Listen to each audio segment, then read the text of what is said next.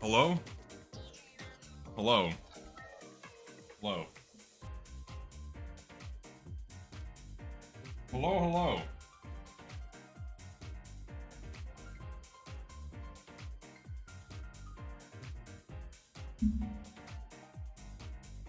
Hope you guys don't mind, I'm eating.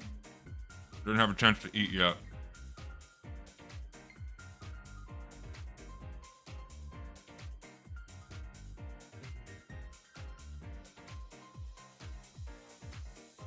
My back is squeaking?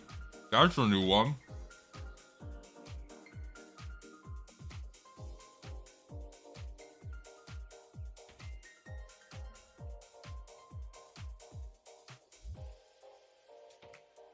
Dude, yeah, I did see Germa stream TF2 yesterday. And it was kind of sad. For multiple reasons, which I'll get to in a second. That is something I wanted to talk about today, at least briefly.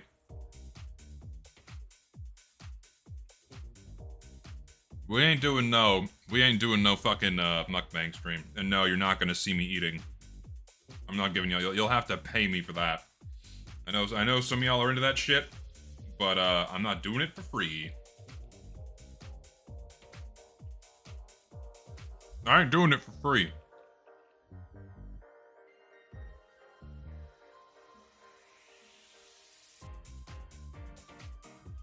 Yeah, it was some interesting experiences. Well, not interesting for those familiar with TF2. Just sad to watch an older fan of the game come back and have to deal with it. Is this enough? No. The joke is I'm not doing it. The joke is I'm not doing it at all.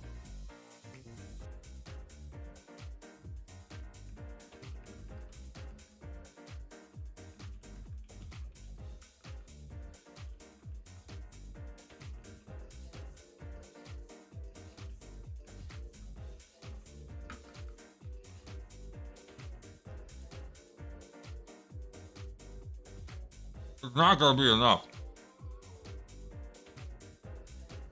Like, in order for me to sexually debase myself in some fashion, it would need to be a life-changing amount of money. Like, I would have to never need to work again in order to, OMG, yes, eat, oh my god, horrible. I don't want to see Twilight Sparkle's fucking smiling face when I read that. That's just not right to me. It opens up a well of dark memories of past times on the internet.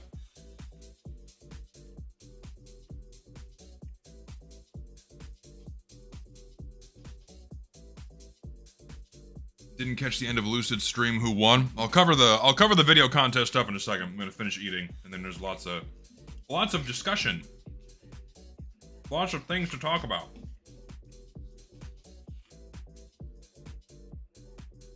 Give me just a second.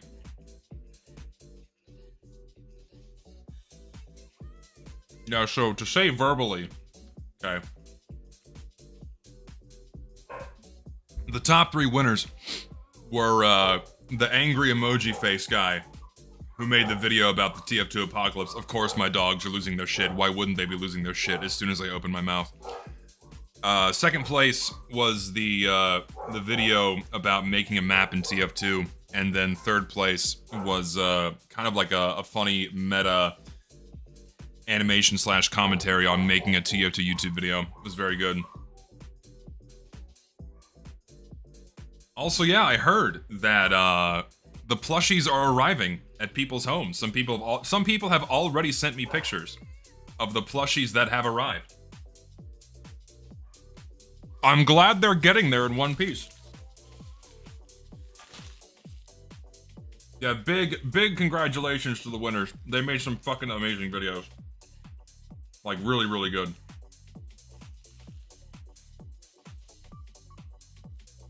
Yeah, I'm eating a very caveman-like meal. I just have meat and rice. It's just white rice and meat.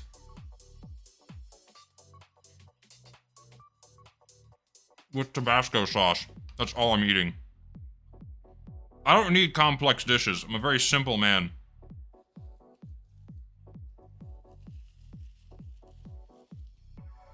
Yeah, seasoning in the form of salt.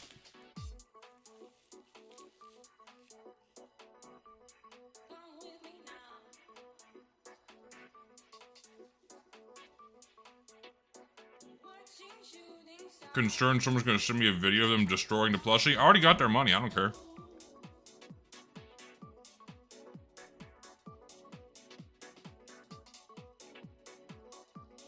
Like, dude, it's like the most ass-backwards thing of like, oh yeah, I'm gonna stick it to the man by destroying something I spent money on. Holy shit, you are a lobotomized retard if you think that's like an active form of protest that's actually effective. Hope no one sends me a cursed image of his ass. I'm probably going to do the most unhinged thing I can think of with her. Please don't do that. Don't do unhinged things with the plushie. What's wrong with y'all? Don't do that. It's no bueno. Don't scare me like this.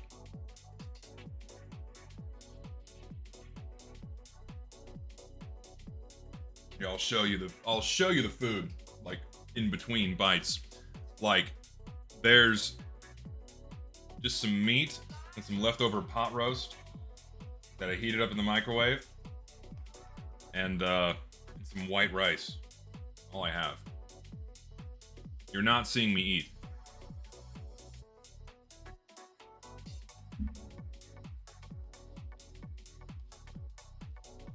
I'm not showing that.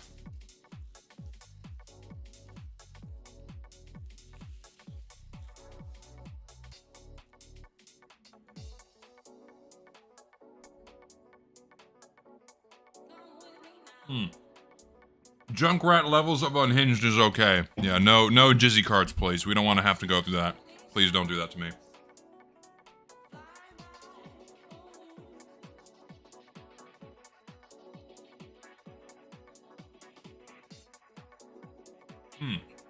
Yeah, so I'll check your DM later.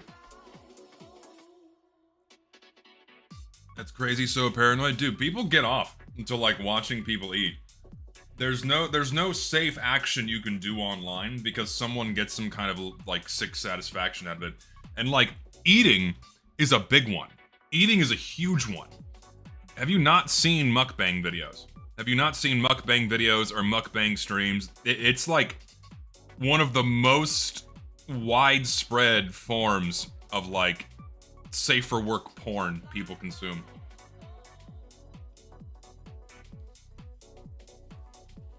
How is it sexual? I don't know because I don't understand it. Because like, I'm not gonna pretend to understand eating and mukbangs at like a sexual level because it doesn't do it for me. Okay. But if I had to harbor a guess, my guess is the mouth sounds. My guess is watching women eat sloppy phallic food and hearing like the slurping noise is like, oh my god, it's like she's sucking my penis. That's the best interpretation I can give of it. What do you want, dog? Why are you inside? I'll let you out. Jesus, come on. Go outside. Come on. No, this way. This way. Come on.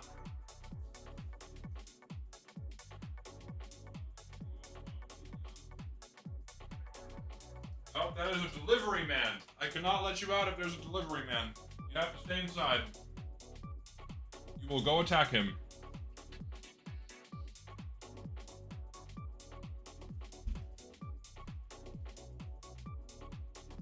And you coming? I'm not letting you outside. I'm not doing it. There's a delivery man. You just want to go bark at him.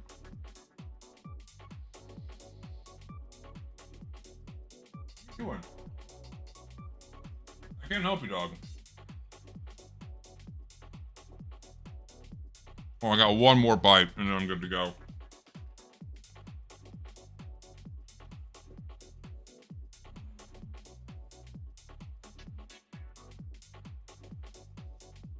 God, so fucking impatient. Start! Stream has started.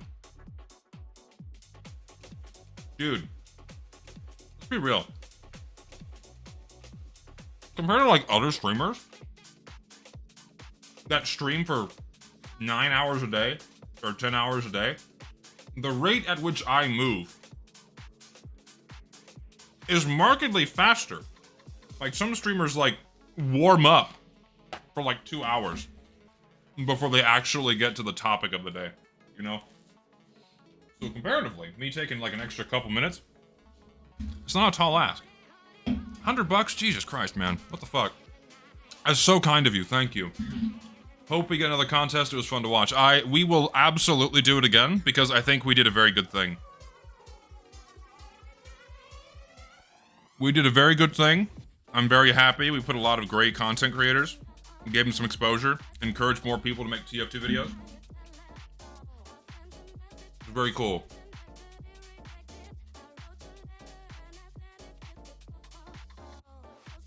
And you know what? I don't want to hear that there's nothing left to make videos about.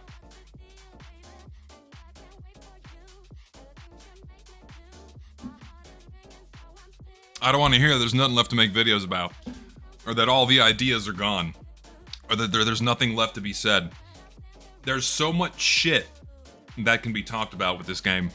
So many more things to cover. And it's just that the complaints largely come from YouTubers that just want to go after low-hanging fruit. So they can, you know, because they're content brain. Because they want to make more videos and make more money. But when it comes to people that want to really break into making something new, unique, and interesting, there's an infinite well, a near infinite well of things you could do to make TF2 videos. And we saw several, actually many very good examples of what you can still do with making videos for this game. Yeah, so the winners, there were three, the top three winners were, I'm done eating so I can show my face now. Top three winners were, you had the Emoji Man, who made a video about TF2, playing TF2 in the apocalypse. Then second place was how to make making my own map in TF2. And then the third place, let me like actually pull up the names because holy shit, my brain is not working out for me. Give me just a second. Like, if I pull up the actual names, it'd be great. Borrow my phone? What? Yeah, hold on. You want me to call it? Yeah. Here you go.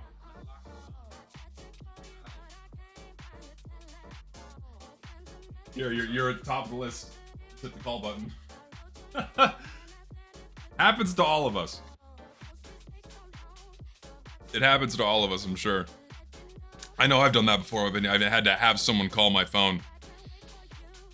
Yeah, so first place was Angry Emoji Man, who made an awesome video about TF2 in the post-apocalypse. Second place was by Favorite Raven, video about making a map in Team Fortress 2. And third place is by a guy named Pidialski, who made this very cool kind of meta commentary about, here, I'll like actually open the videos and show them to you, and I'll post the links in chat as well. There's first place, there's second place, and let me get to the third place. It's further down the list. Where was it? There you are. Here they are. Pause.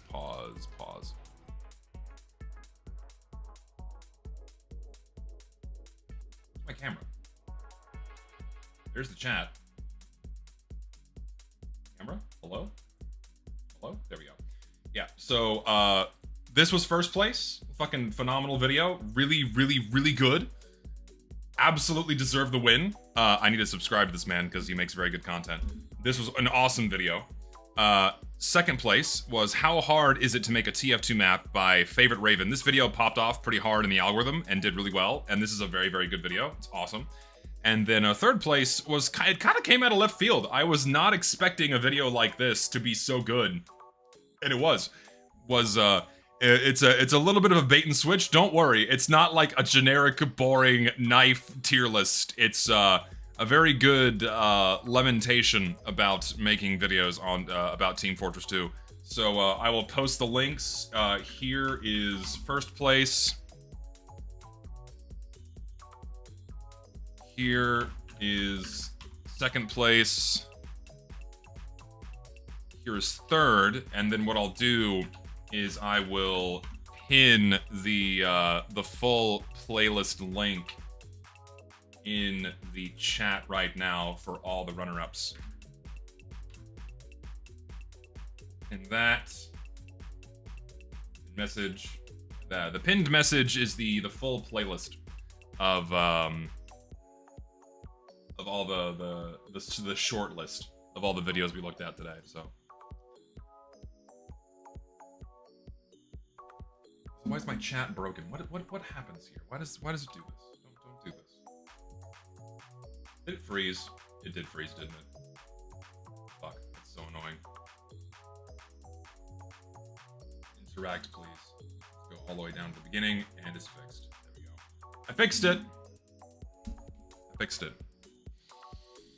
Yeah, so that video contest was, I'm very happy to say, I would call that a resounding success. We had a lot of great submissions, a lot of great videos were made. I think we encouraged a pretty significant chunk of creation.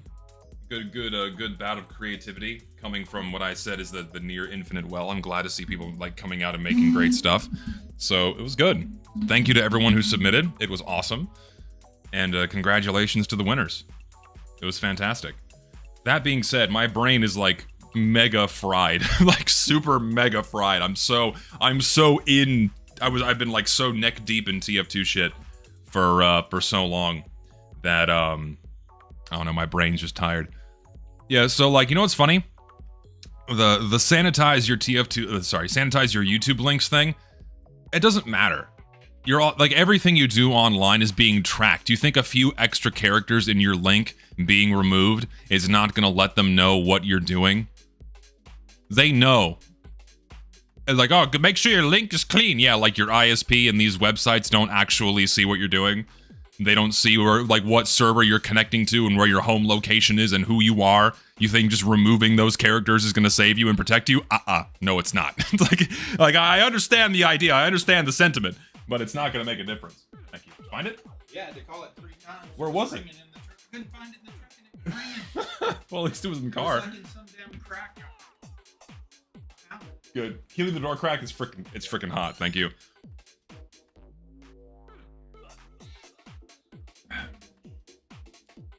No, yeah, I mean, call me black-pilled, but it's just the truth. Like, that's just how the world works, man. If you use the internet, they see what you're doing, and scrubbing some link, or a piece of a link is not gonna magically protect you.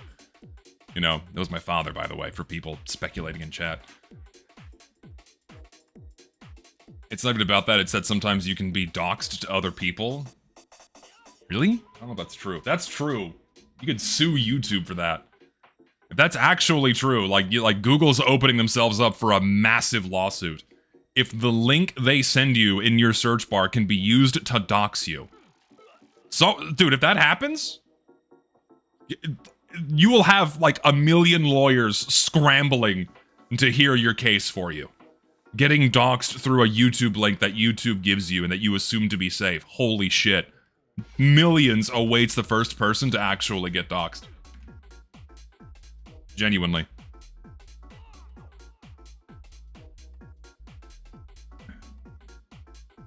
I know the source identifiers are bad, but not that bad. YouTube added a DM messenger that can be opened if you don't scrub your link. It happens if your YouTube channel is private and use your IRL name or info. Lawsuit.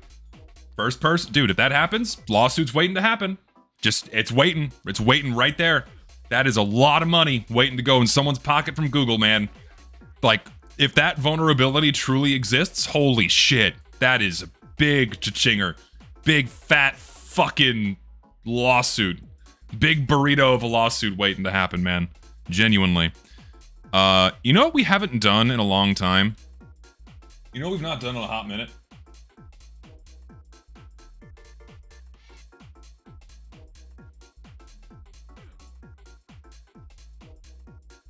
We've not done some GTA Taxi in like a year. I feel like doing that right now, because I really don't feel like playing TF2 or doing anything TF2. We'll do Scrandal later, don't worry. We'll do Scrandal later. I thought about Minecraft, but I'm like, I don't really feel like playing Minecraft either. I want to do something that's a little bit easier to do and have as background as I talk. Watch my video about why TF2 needs balance changes and necessary treadmill work to save the game. I agree they need to nerf the bison to say. What are you talking about? I didn't make a video about why TF2 needs balance changes. That's unless I just like put that up in a cracked out state and I didn't even realize. Dog. What? I don't know what I'm gonna do with this dog. You chill. What, now do you want to go outside? This fucking dog, man, hold on. Oh.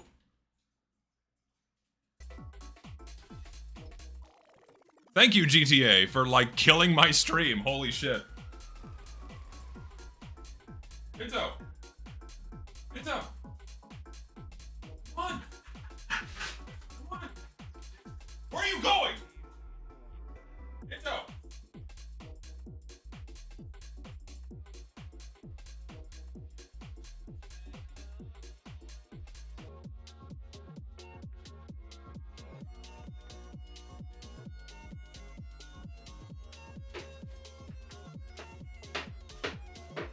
Why are you sticking to the floor? Can't win.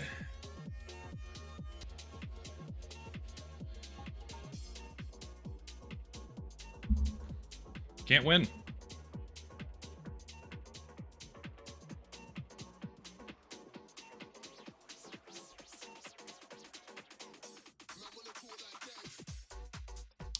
Atlas is a good game. Atlas, I think, is a great game. Actually, not a good game, it's a great game. I just haven't been drawn to go back and play it again. Truth be told, I just haven't been playing video games at all for a while now. I don't know, I haven't felt a strong desire. You feel me? Hold on, let me like go to here. Go to here, put you there, bring you up here, make you big, because who gives a shit? Alert! You've been given money! Hooray.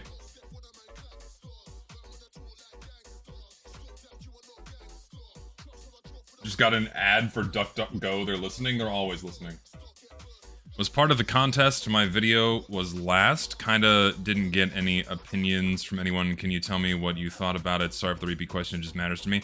Yeah, your video was pretty good. So, in terms of the editing and your animations for your little pyro characters, that was all very clean and very good. I think the two biggest flaws and I think areas you could have improved upon in that video. Ooh. I don't care. Why did it, like, immediately open the internet? What are we doing? Get out of here. Hold on, I need to, like, get into a friends-only session so I don't have to deal with people stream sniping. Find new session. Close friends. Yes. Yeah, so your video was very good. Two things I think you could have improved upon. You had a couple of pacing issues where it felt like the dialogue between you and your friend was taking up a lot of the real estate in the video's runtime, and it took a little bit too long to get to the focal point of the video.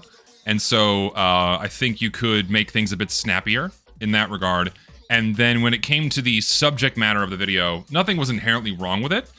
But if I had to give a reason why it was good, but it didn't make the top 5 for me personally, is that it didn't take a really big swing. Like, it didn't take a chance to try and say something really different or, I suppose, eye-opening in terms of TF2's gameplay or, like, game design. Because there's something that could have been said about how changing weapon switching speed absolutely changes TF2's pacing. And when they made universal switching speed way faster back in 2015, that changed TF2 fundamentally. Even something like that is something that practically no one thinks about or has heard before.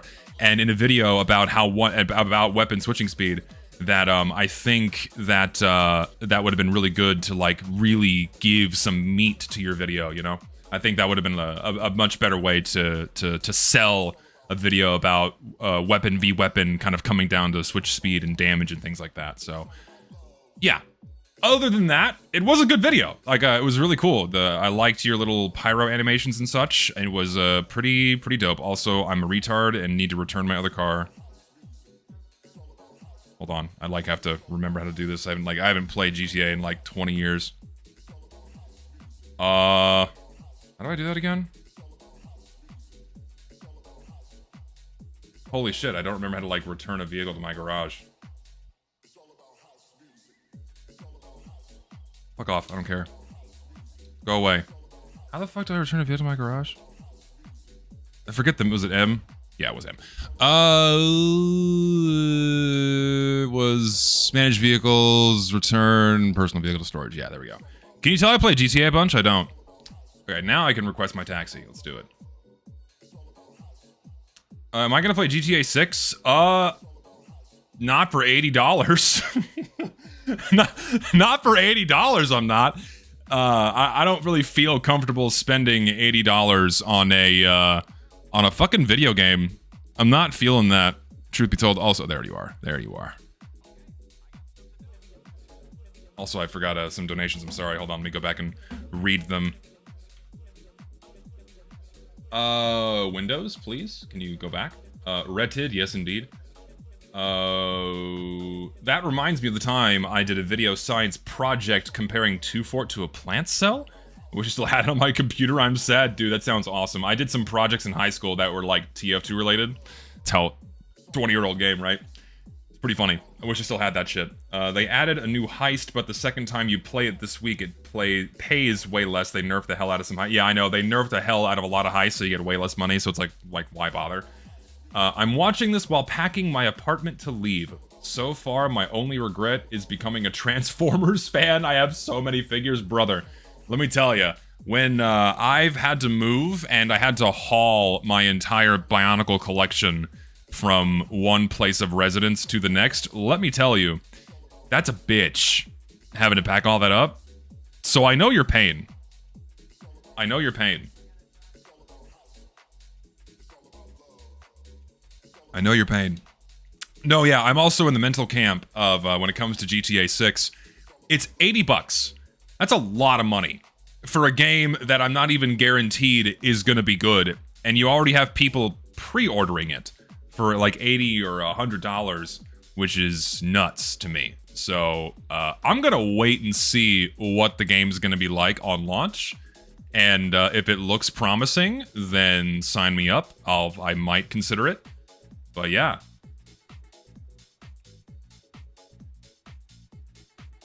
$80 for the light edition, but the full edition just contains a lot of cosmetic stuff. I don't think it actually involves any significant gameplay reductions if you buy the $80 version. I think you're okay in that regard. Correct me if I'm wrong. I don't think there's anything gameplay related. You know? Hello. Come on in. No, yeah, I discussed the pre-order problem last time I streamed, where when you pre-order something, you're not even guaranteed a game. You know, you're guaranteed something, or actually, you're not even guaranteed anything. You know, it could just be completely broken on launch. You have no idea. Also, where is it sending me? What? Why is it like... No. We're not taking the long way around. What are you doing, Nav? Why are you making me go all the way this way? Hold on. Let's just go the other way. Yeah, so Jerma streamed TF2 yesterday. He did TF2 for 6 hours, 7 hours. Don't do it. Pretty remarkable for him to hold out that long streaming Team Fortress 2. I commend anyone that's able to do that and tolerate the bullshit you normally have to go through. So as soon as he started streaming TF2, he immediately starts getting stream sniped. Gets put into casual matches that end as soon as he joins, and much to his visible confusion as to being put into a game that just ended. Amongst other, you know, he's getting followed around by cheaters, people using offensive names, so on and so forth. And that all happened very quickly. That's just an issue of trying to play TF2 on stream. It just comes with playing the game. You once you reach a certain size, or even like, it doesn't even matter what size you are, you just can't play TF2 on stream unless you take a lot of precautions before you do. Like, you must get a custom server that runs STR that you have admin privileges on, so you can prevent it from getting DDoSed and then ban people that try to get in. Like if you don't do that, you just can't play TF2 on stream. And Jerma, poor soul, just decided to hop into casual mode, and guess what? It was a shit show. He eventually managed to get a few decent games in, but I think the longest matches he had were something like 10 minutes, which is just pathetic. I think he got like one Dust Bowl match toward the end of his stream that went for a bit longer. But yeah, and then he opened some cases. And that was the stream. It was pretty sad.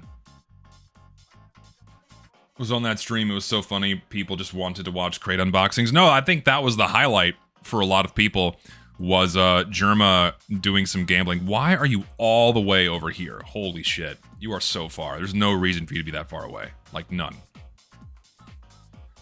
Why didn't he go into a community server? I don't know if I didn't check the entire VOD. Maybe he did. Maybe he wised up and went into a community server where he wasn't getting followed around. I'm not sure. He come back and he bought this pile of gifts. No, yeah, he dropped like $200. Unless he had already owned those cases, he had like $200 of cases and keys, because some of the cases he was opening were very expensive.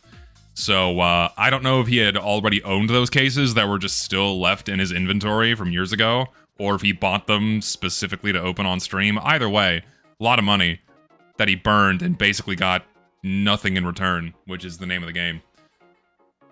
They were gifted? Okay, so someone gifted him like $200 of cases and keys. Said he planned a private server for next time? Yeah, that's just the smart thing to do. You just can't stream TF2 unless you do that, unless you take that precaution, because it's impossible.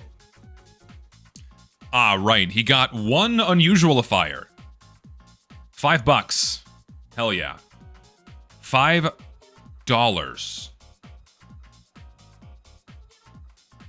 Yeah.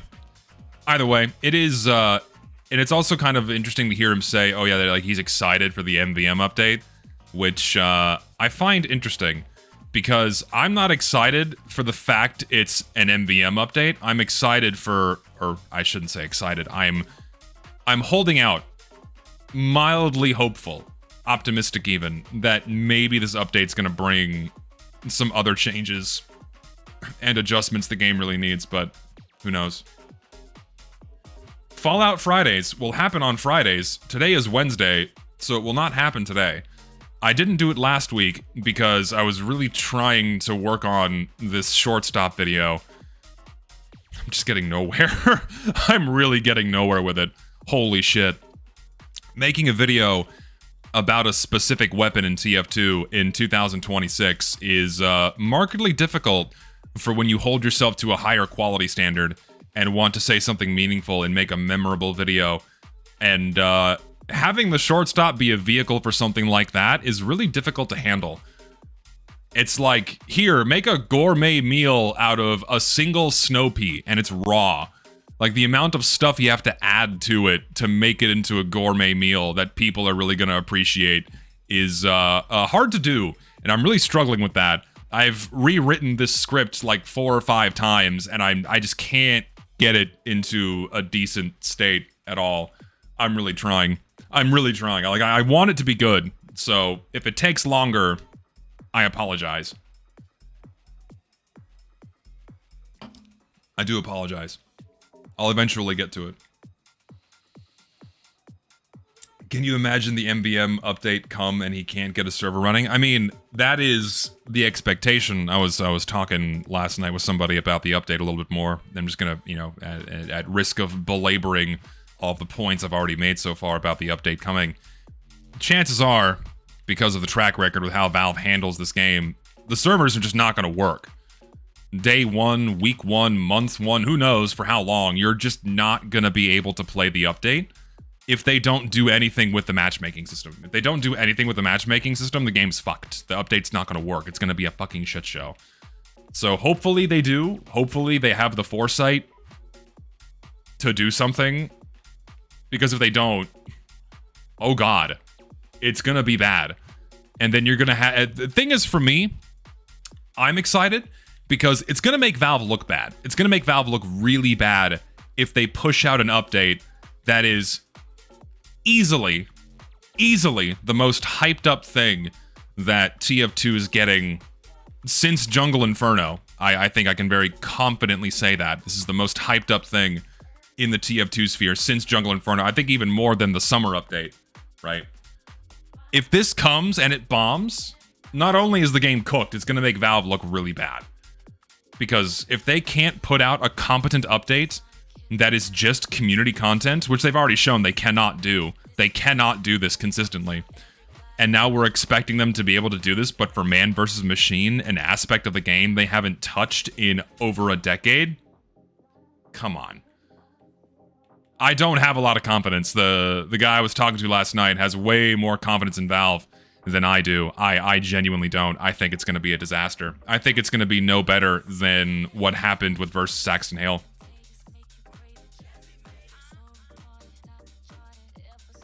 Once thought about making a JAG video to clear up misunderstanding of the 30% build boost. I think you could do that, but I believe someone else... That's the thing when it comes to making videos about TF2's weapons. It has all been said.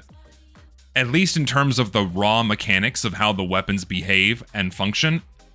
Practically everything has been said. So you have to iterate upon that and present something entirely new, away from things, kind of divorced from things that people already know.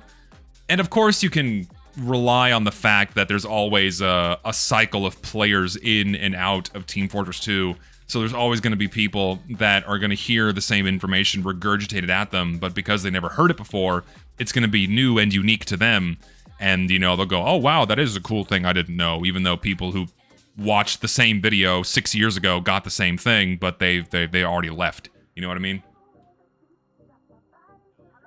Germa unboxed a strange factory new sand cannon? No, he didn't. No, he didn't. If he actually unboxed a strange FN sand cannon, I'll eat my fucking shoe.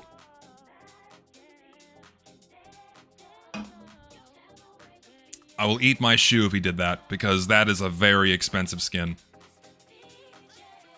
I mean, sure, I'm in the same camp where I hope that our pessimism is wrong, but my expectation?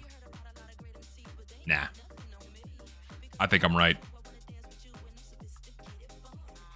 Yeah, I'll need to see the clip of him actually unboxing that in order to believe it, because I don't believe it. Unk yapping about abandonware again. I mean, yeah, it's kind of what I do. It's like showing up to Pizza Hut and then complaining there's pizza. What will your toppings be today? The quick play discourse? MVM update? Maybe garbage hats? What toppings would you like today? We can just go straight cheese. Straight cheese on the pizza, no toppings at all. We can just talk about TF2, plain old-fashioned vanilla TF2. You know? Welcome to Pizza Hut. Enjoy your stay.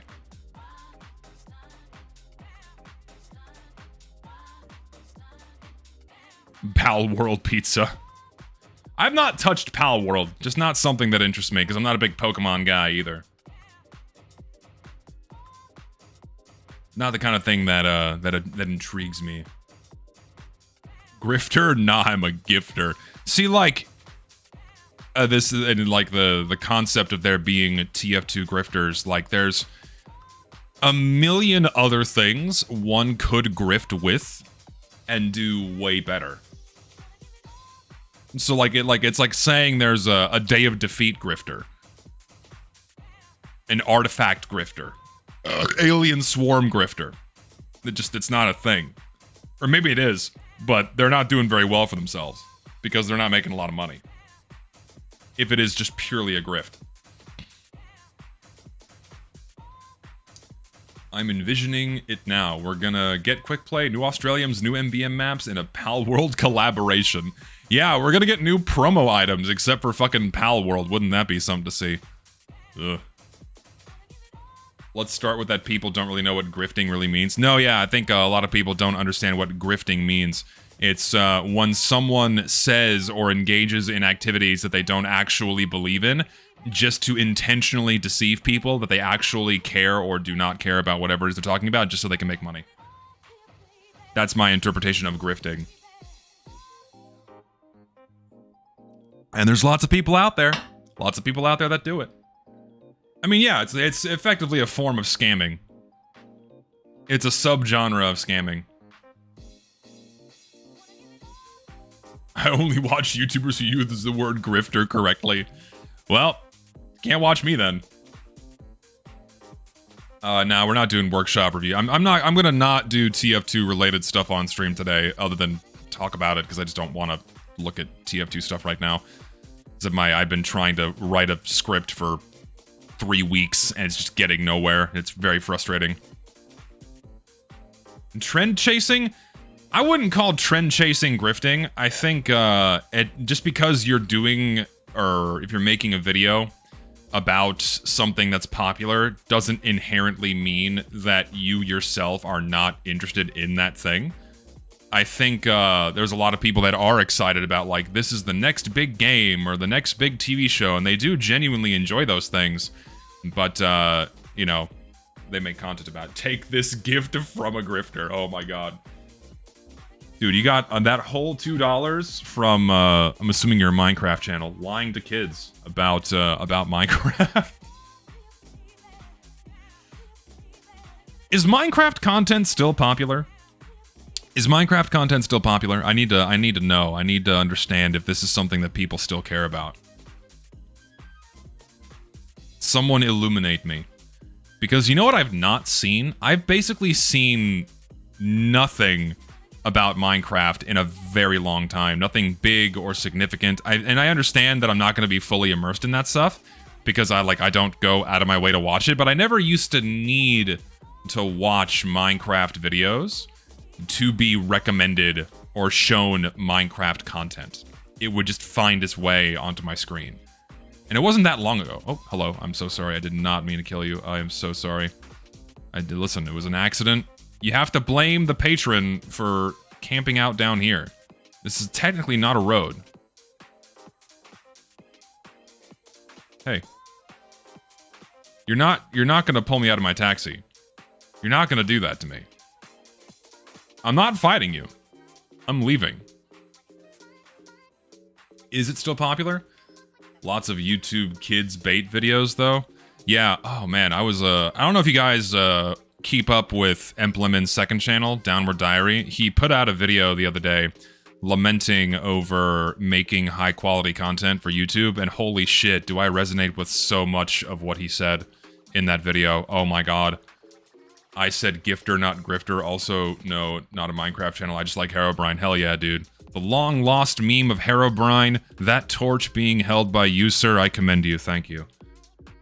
Yeah, Empleman put out a video on Downward Diary lamenting over creating high-quality content, and I just was nodding my head the entire time listening to him, where, long story short, making high-quality content on YouTube is not rewarded anymore. Not as much as quantity over quality. And it's very frustrating for people like me as well, where I take a lot of pride in what I make. I want to make something that people are going to remember. I want to make something that I can walk away from, look at it, and go, yeah, I couldn't have done that any better. I love making videos like that because I also like entertaining people. It's a fun thing to do, and when I'm crafting a video, I'm trying to make it as entertaining and engaging as possible. And if you're trying to do YouTube, even just to entertain people, like even just to meet those goals, not even like making money, you're punished for doing that in so many ways. Not just in terms of viewership, but like what YouTube does against you, where if you even try to use clips or music from different media, this is something that really resonated with me the most from his video, where if you're even trying to show someone else's video, like a short clip or an audio blurb, like if you have like a 13-second clip of an NFL game from 1987, then YouTube's like, we're gonna copyright strike your entire fucking video. This is not creative use, and your video's money is ours now, or it's gonna go to the owner of this 13-second clip, even though your video is 5 hours long. And it's like, why would I ever bother putting so much effort into a video, going out of my way to like curate music and clips and do so much effort when YouTube can just step in and go, nope, fuck you. Not only are we not going to give you your ad revenue, but also we're going to hurt its circulation, because if you make a joke or say something that can be interpreted as self-harm, and I'm still bitter about this with my Meet Your Match video, it got striked for containing messages about self-harm and suicide. Fuck off. No, it didn't. It's like, there was nothing like that in my video. There was like a 2-second joke from It's Always Sunny, you know, where fucking DeVito says suicide is badass, right? In a 4-hour video, and the entire thing gets restricted. It gets age restricted, which hurts its circulation, meaning fewer people see it. It's like, why bother?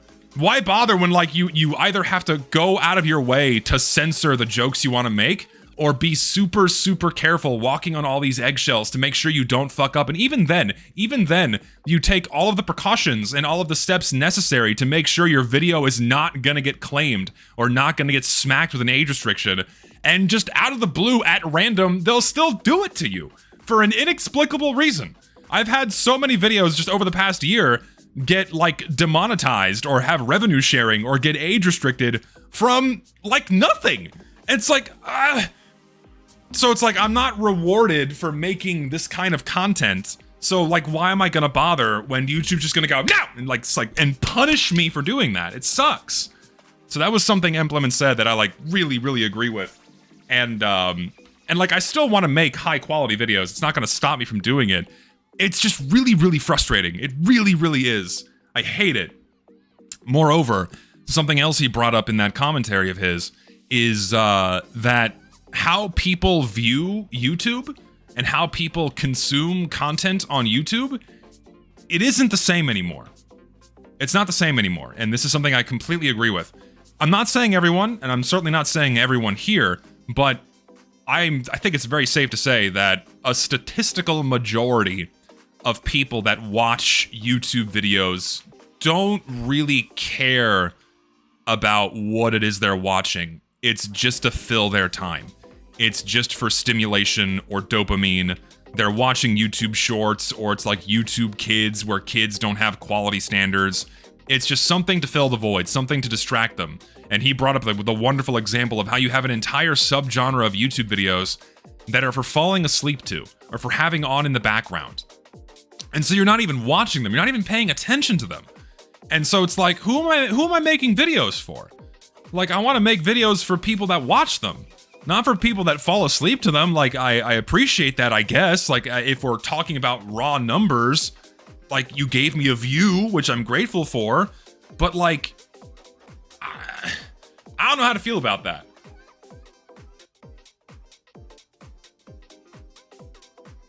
You knew Meet the Spy was going to get age restricted before it was made. I used the part of it where Spy gets shotgunned and got age restricted, so I knew its time was limited. Thing is, like, age restriction wasn't a thing when Meet the Spy came out. Like, this level of moderation was not a thing on YouTube, you know, back in 2010. It had, like, okay, it's either like really blatantly violating terms of service or kind of anything went, like cartoon gore, Spy's head getting popped like a balloon. Like, no one gave a shit, man. It's just, yeah. Gonna be real, most of the videos in the contest were terrible. This is coming from someone who makes terrible videos. Like, I think it's very uncharitable to call it terrible.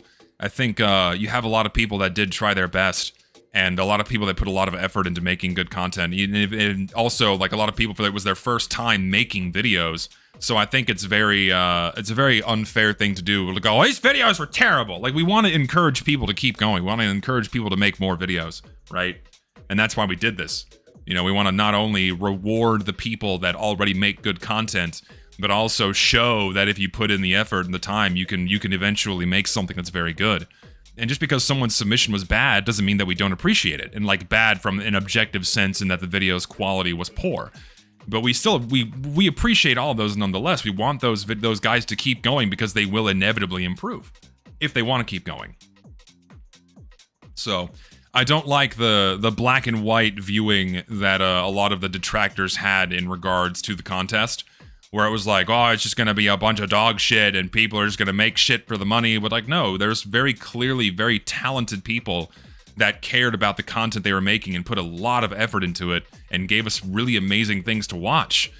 And that should be rewarded, and that should be elevated to a pedestal for people to see, to encourage more of it to come out in the future.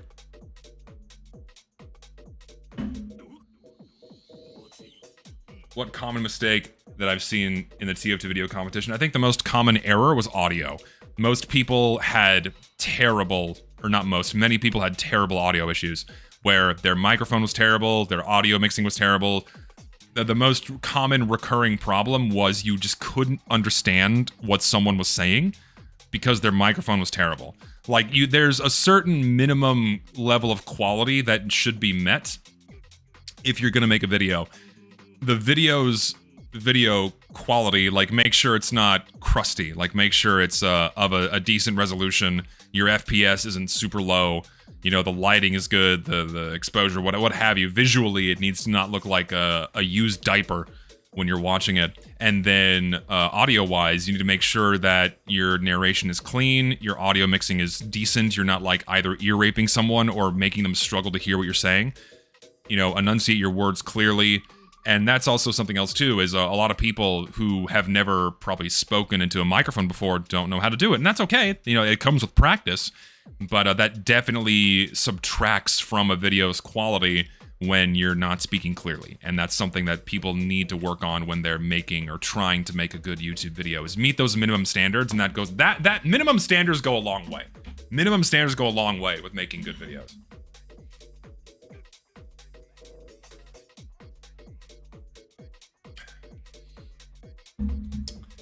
Oh, see, I completely disagree. I mean, if you look at the types of videos that won, there's still so much content that can be made. What the fuck did I just do?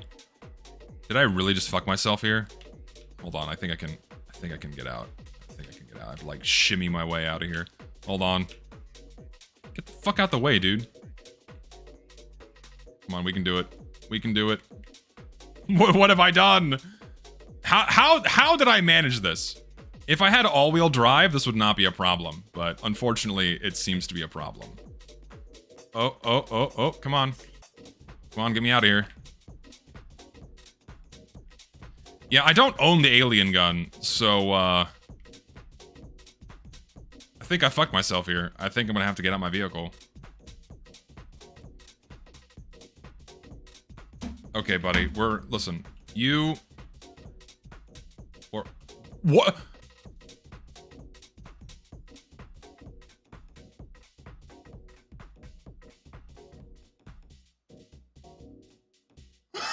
What happened? What did I do?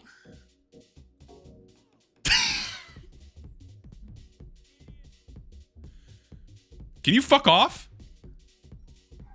Are you scared? Or you want to fuck with me more? Don't listen. I got body armor. You can't even get to me. You can't even touch me, bro. I'm good. I'm getting the fuck out of here.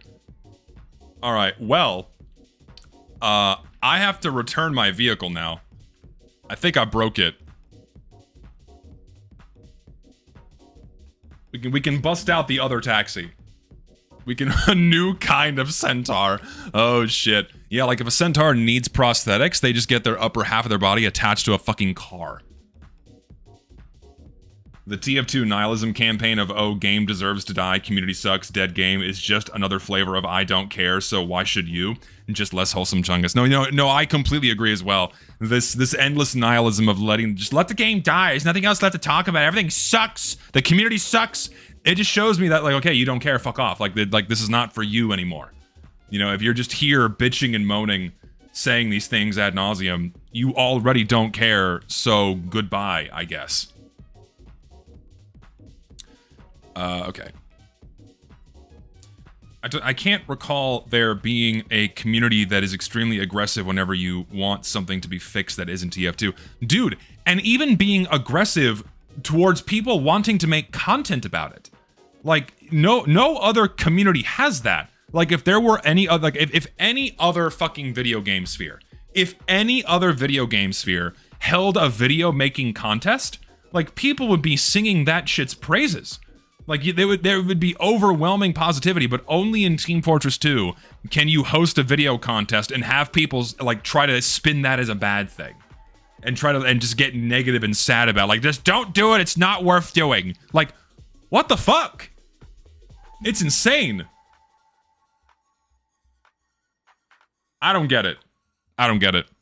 I mean, I get it, you don't care. And so if you don't care, why are you here? I mean, if you're doing that, and lamenting over and over about the same shit, effectively saying you don't care, I mean, you're just doing it for attention. That's how I have to view you. Goodbye.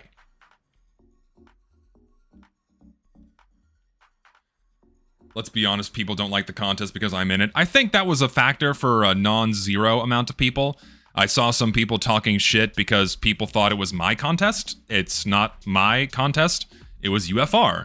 It was Lucid. You know, he was the brainchild behind that shit. So, also, I did not enable taxiing service like a fool.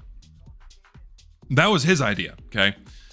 And, yeah, so people getting bitchy and pissy because my name's on it. You don't see any other YouTubers doing that shit. What are these other YouTubers doing for the community, right? Like, really, like, bitching and moaning when we're trying to do something helpful and to encourage people to get involved with the game again?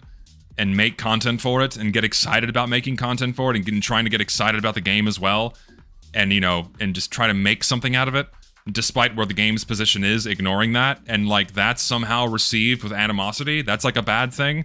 People trying to do something good for the people that still care about this game. Like, what is wrong with you? I just don't fucking get it. It's so stupid.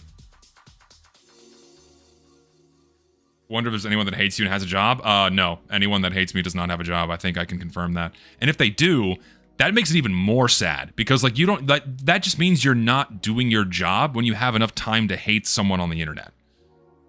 It's just kind of pathetic, even.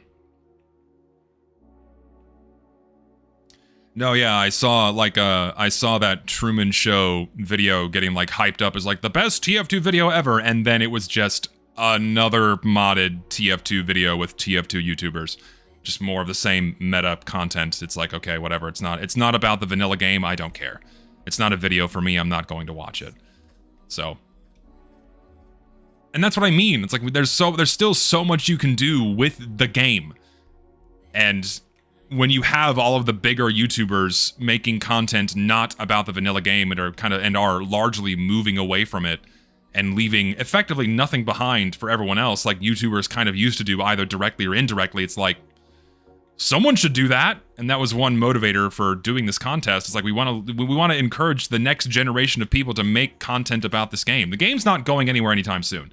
Valve's not shutting the servers down at any point in the foreseeable future. They're just not going to do it. So like while it's here and while the game can still be played in ways that are enjoyable, like community servers, it's like it's still worth talking about.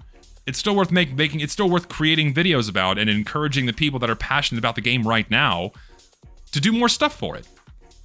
It keeps the game healthy and alive, and it's very important, you know. The things that don't keep the game healthy and alive are the people trying to shut that down or Twitter and Reddit discourse in general. So no, yeah, of course the TF2 mods are those that just want to keep access. And I'm gonna get shit for this. I know I'm gonna get shit for this, but I feel like it needs to be said. When it comes to making these modded TF2 videos, it comes from a place of there not being low-hanging fruit. And when there's not a lot of easily accessible, low-hanging fruit, you kind of have to make it for yourself. And since there's no more low-hanging fruit to be, like, no more juice for these guys to extract from the vanilla gameplay, they have to throw a little bit of pizzazz or some spice in there and then make a video about that. And that's fine. Like, if you want to make videos like that, go for it. I'm not going to stop you. It's your channels. You make the content you want, but that's why they do it. When instead, if you actually try, and I think you can absolutely still do this, there's so much that can still be done with the vanilla game, you know? Like, I have a shortstop video that I'm trying to make right now, and I've already deciphered a lot of things that have not been contemplated or said or shown, even about something as simple as this one weapon that no one really uses. And, like, all it takes is some brain power and a little bit of elbow grease, and you can still really extract something cool. And I just wish more people did that. That's my perspective. And I know I'm gonna get shit. It's gonna get clipped. But that's just my stance.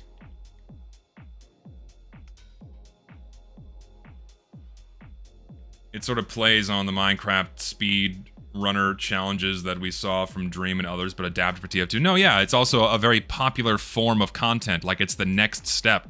Like, that's what Minecraft relies on, are modded videos and challenge videos, and doing this with TF2 is the natural evolution when you can no longer make videos about the vanilla gameplay, or no longer want to challenge yourself to make videos about the vanilla gameplay. So, do I blame them? No, of course not.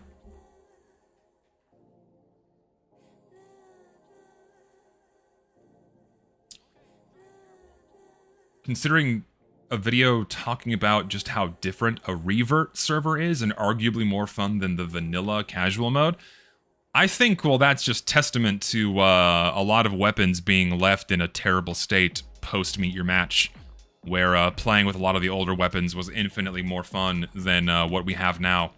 A lot of broken, bugged, or just shitty weapons that really should not have been left in that state for the past decade. So the game is too much now, too many items, too many maps, too many bad games. No, I agree. Yeah, the game is too much. Valve has added too much, and like the genie's already out of the bottle, which sucks. And there's no going back, which is incredibly unfortunate. And that's why people really appreciate mods for TF2, and this is why I appreciate what TF2 Gold Rush was trying to do, or what TF2 Gold Rush is doing. They're not done. You know, they're trying to deliver a more reserved, faithful iteration of TF2 if Valve kept a more thoughtful practice with it, instead of just turning it into a microtransaction turbo slot for people to throw money at. So, yeah, I think projects like that, not just limited to Gold Rush, are very important, and that's why they're so meaningful to people. Because a lot of people yearn for a TF2 that's not just completely inundated with garbage. A lot of people don't care. That's just the time we live in. A lot of people don't care, and a lot of people will view that sentiment as ridiculous. Because like, oh my god, how could you hate the new thing? Because that's where a lot of people's brain power just stops. And to them I say you have no taste, and you just don't care, and that's where it stops for you. Like if you don't care what you're eating, then there's no point in commenting on it. My stance on pre-Fortress 2, I don't really know anything about pre-Fortress 2. I don't really know what they've done. I don't know how it plays. I think I played a version of it a few years ago with Richter, but I barely remember it. All I know is that it's another mod that is infinitely less hyped up, and I don't think it's going to get nearly as much attention as TF2 Classified. Do I know what happened to Castaway? Their pre-nerf server used to be popular and fell off. I think that's just the natural life cycle of a lot of TF2 servers. If there's not if there's not some anchor or some kind of social muscle that keeps these places going, then they'll inevitably drop off. Especially when it comes to revert servers or rebalance servers, a lot of people just want the vanilla game, and those servers are especially difficult to keep populated for long periods of time. So I think that's just an inevitable end for any kind of modded server short of all crit or times 10.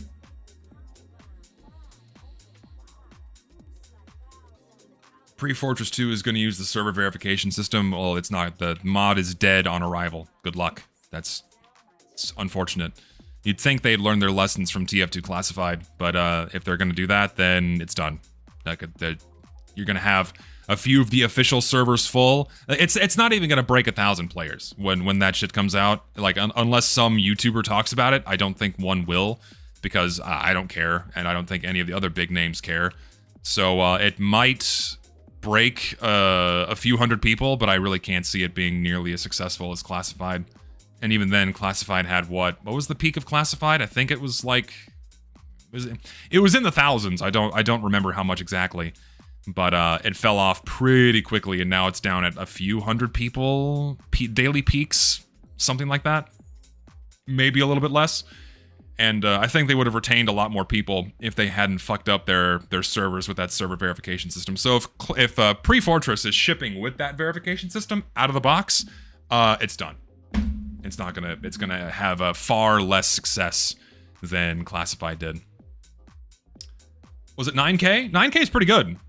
All things considered, 9K for a mod is pretty fucking good. And then it fell off, which is, again, like the natural thing, because I was having this discussion with someone last night where people want the vanilla game. Like, there's never going to be a replacement for the vanilla game. The framework, the base that it's built upon is just so good that there could be. Not saying this talent isn't out there, but the talent is not interested in working on TF2.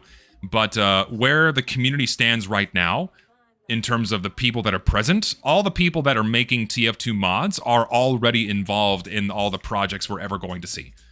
Classified, Open Fortress, Pre-Fortress, beyond those three, those are like the biggest ones I can think of.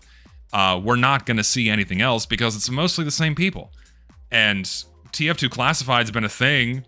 TF2 Classic's been a thing since 2014. And, like, there hasn't been anything new. There's been the small amount of iteration on that mod, but that's it.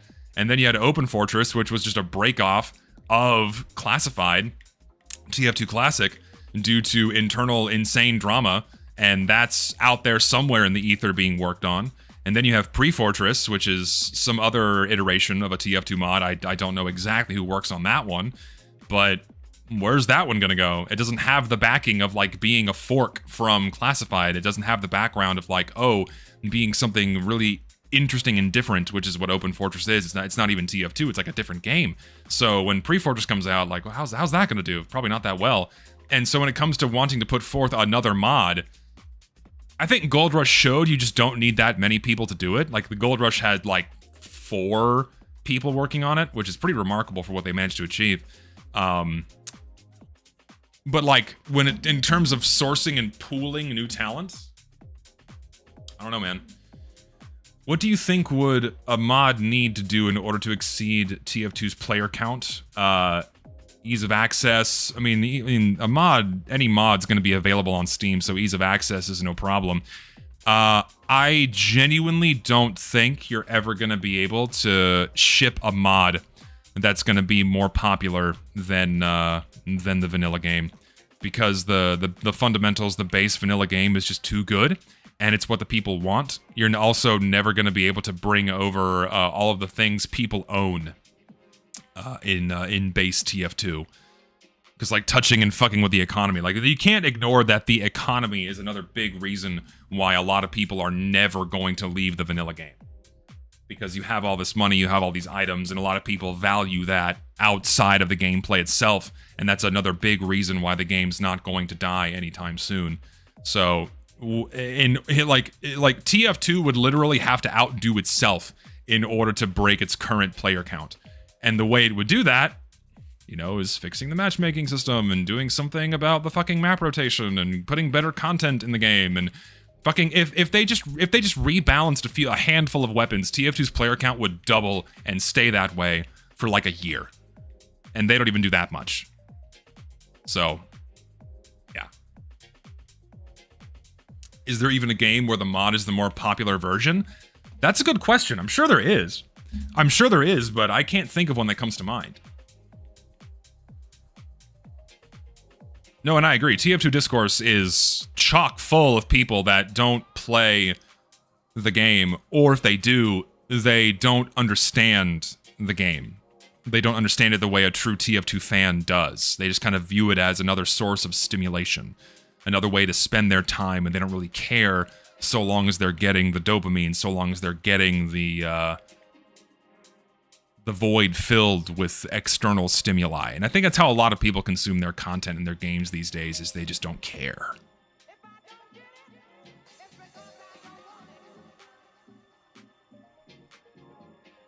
Terraria and Minecraft. I don't think modded Minecraft is more popular than vanilla. I don't know if there's any way to, like, get that metric, but I guarantee you there's more vanilla players than modded players. TF2 Gold Rush is dead. I don't know what you're talking about. Well, there's a difference between it being dead and it being a success, because how you view success is different. Yeah, it has no players, but it set out to accomplish something, and I think it did it very well. The only problem is that it was heavily subverted by a lot of bad press, and I think it's a big reason why people decided to view it negatively and not give it the fair shake I think it deserves. Hopefully it'll have a comeback. Things are in motion. We'll see. But, yeah. I think it did a very good job. And knowing how they did it, it did a very good job of achieving the vision that they wanted to achieve. So, I think it's cool. I think what they did is very cool. I think it's cooler, and I'll get shit for this too, I think it's cooler than TF2 Classified, because what did TF2 Classified do? It's like, oh, okay, we'll first include all of the cut beta content. All right, cool. You know, nail gun. Oh, by the way, here's like the civilian. Let's make the VIP game mode. So they did that. And then they just started adding a bunch of custom weapons that they thought were cool. Like, where did these come from? Okay, I don't know. They're just cool now. Throw that shit in. So that feels far more sloppy and directionless than what Gold Rush was trying to do. Gold Rush had direction, it had purpose and meaning, whereas Classified started that way, but then as it changed hands over the years and became, it got messy. It just got messier.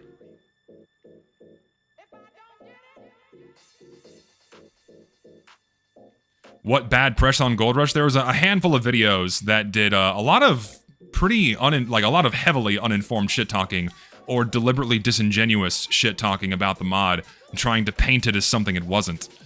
You know, I'm sure you all heard about that awful Azel video that tried to paint as like, oh, this is like the racist chud mod that does all these things that it doesn't actually do. And so, therefore, it's bad. You know, it came from a disingenuous place. It came from a place that was openly antagonistic. And, yeah, I think that was that was like the most viewed video about the mod. And so that put a sour taste in a lot of people's mouths that deterred them from even wanting to try it, which is, you know, why they made that video in the first place. Which I think is ridiculous.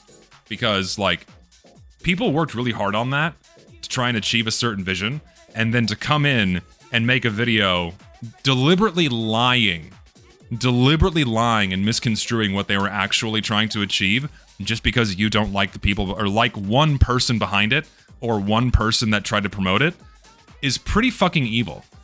Where you had people that were completely divorced from my person that were genuinely passionate about working on a mod and making something cool and unique for people to try, and then to step in and call it, well, they're just fucking racist chuds and they're stupid. This mod, like, what the fuck is wrong with you? Like, who hurt you as a child? Probably an uncle in a closet under the stairs, I guarantee. But, yeah, that guy sucks. By the way, in Wheezy's map tier list, Gold Rush was pretty low. Might put in tinfoil in my head, but what the chance it was because TF2 Gold Rush was kind of no. That map tier list is entirely divorced from the mod. Like, I think people like know the Gold Rush map and the Gold Rush update are not the same thing. I don't think that was the reason. Gold Rush is notoriously unpopular because it's like Dust Bowl but payload, and a lot of people don't enjoy that. I do. I like the meat grinder. I love Gold Rush, the payload map, but no, I don't think it was the mod's fault. We are not getting the MVM update this year. We're not. It's not going to happen. I'll be shocked if we see it. I'll be shocked if we see it ever, first of all. I still don't believe they're going to finish it. And if we see it before 2028, I'll be very surprised.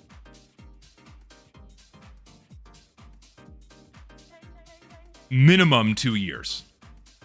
From today. Not total, from today. 2 years. Before we see that update come out. It's definitely not this year. And I'm still fully convinced that they're going to drop it. They're going to fucking abandon it. Because I don't trust them. I don't. Prove me wrong, Valve. Prove me wrong. Your blog posts mean nothing. Your words have and are always empty. They have been for a decade. Fuck you. Prove me wrong with your actions. If you do that, I'll eat crow. I'll happily eat crow. I'll even put salt and pepper on it. And no, I don't believe in the Half-Life Alyx leaks. They're working on something. Or Half-Life X, not Alyx. It's not going to be Half-Life 3. People really need to get this notion out of their head. They're not working on Half-Life 3. I could be wrong. I don't think I am. Because there's no game they can put out with the title Half-Life 3 on it, or as the next in the series, that will not disappoint. No matter what they do, it's going to disappoint. And so they're just never going to make the game. Whatever it is they're working on right now is probably some new tech demo for something in Source 2. I'm not confident that they're actually building a new game outside of Deadlock. I just don't see it. I really don't.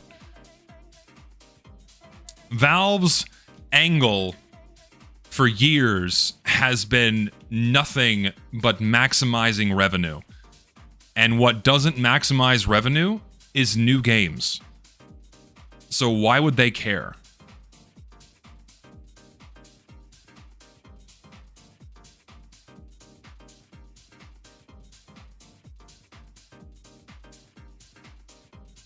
What about all the updates that Tyler McVicker's been putting out? Your first mistake is listening to Tyler McVicker and thinking anything he says has any value or merit.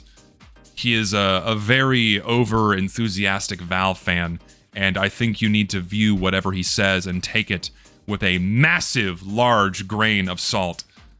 He is known for overblowing things, overhyping things, massive speculation. Do not take a Tyler McVicker video as fact, or even like remotely close to fact.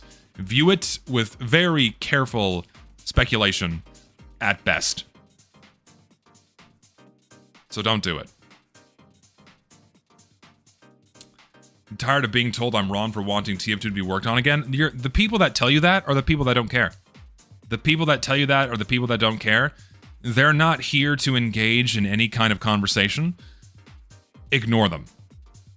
They're not worth your time. The people that tell you that TF2 doesn't need to be worked on would not care what happens to this game anyways. Like, the game could be reverted to the 2012 version, quick play and all, the inferior version of quick play, the balancing of 2012. The game could be, that switch could be flipped right now and they would not care. Because they probably don't even play the game. No, yeah, I do recall that Tyler was a major factor behind the fall of creators.tf. Him getting in there and having any kind of position of power was a big mistake.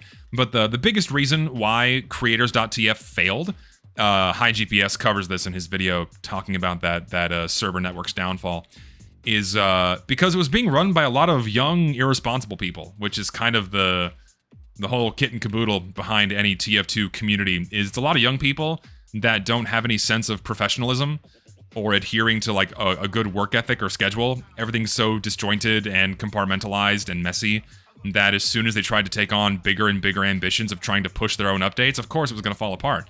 Because you have like 19-year-old college students trying to do this. And then relying on like the one or two people that actually wanted to be good to do all of the work. And naturally, what's that going to do? It's going to make them leave. And then all you have left behind are either the talking heads or the performative people that want to be a part of like the team or the group, but they don't really contribute. It's like, oh yeah, I work on creators.tf, and they made like an MS Paint drawing or something, you know? Yeah, idea guys, yes. Idea guys, for sure. Yeah, so I think that was the much bigger factor in the creators.tf downfall. Tyler McVicker was definitely an accelerant, but it was going to happen anyways. They had a good thing going. They just should have stayed as a series of community servers running custom maps, and it would have been fine. Would have been A-okay, and then they tried to do their own fucking community updates, and it went to shit.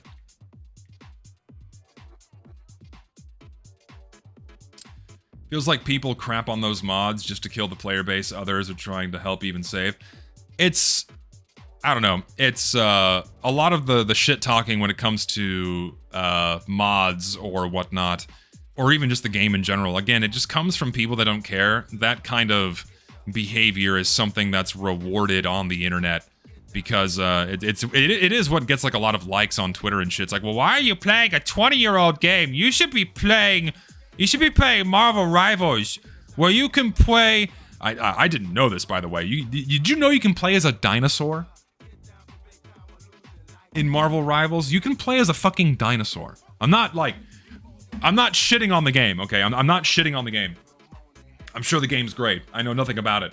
But, like, I don't want to play as a fucking dinosaur. I don't want to play as, like, Captain America in spandex. I'm not into that shit. I want to play TF2. The game's still here. And so all the people saying, like, the game is just poopy. Why would you want people to work? Like, they don't care. They don't play TF2 anyways. Ignore them.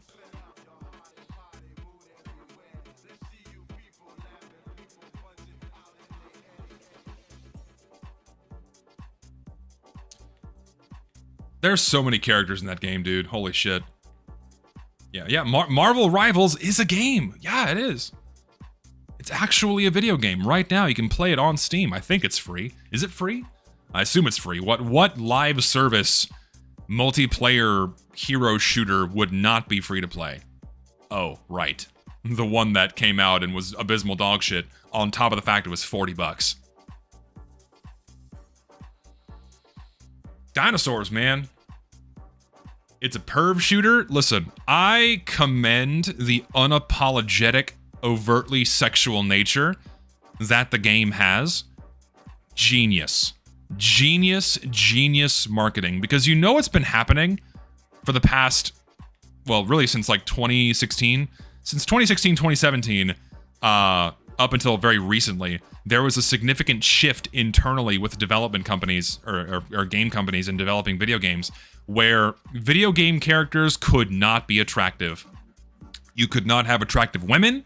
You could not have skimpy clothes. You could not have curves and boobs and hips and even like beautiful facial features and skin. They started making everyone ugly. And the reason for that, gonna get shit, is because they hired ugly women, and nothing hates women more than other women. And when you give an ugly woman power over the design of a video game character, they're gonna get jealous of that, and they're gonna make that character ugly.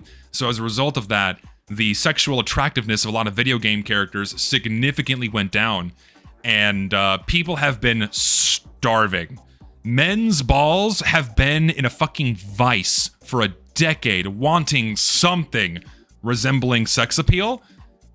And China looked at that and went, you know what? We can do that for you.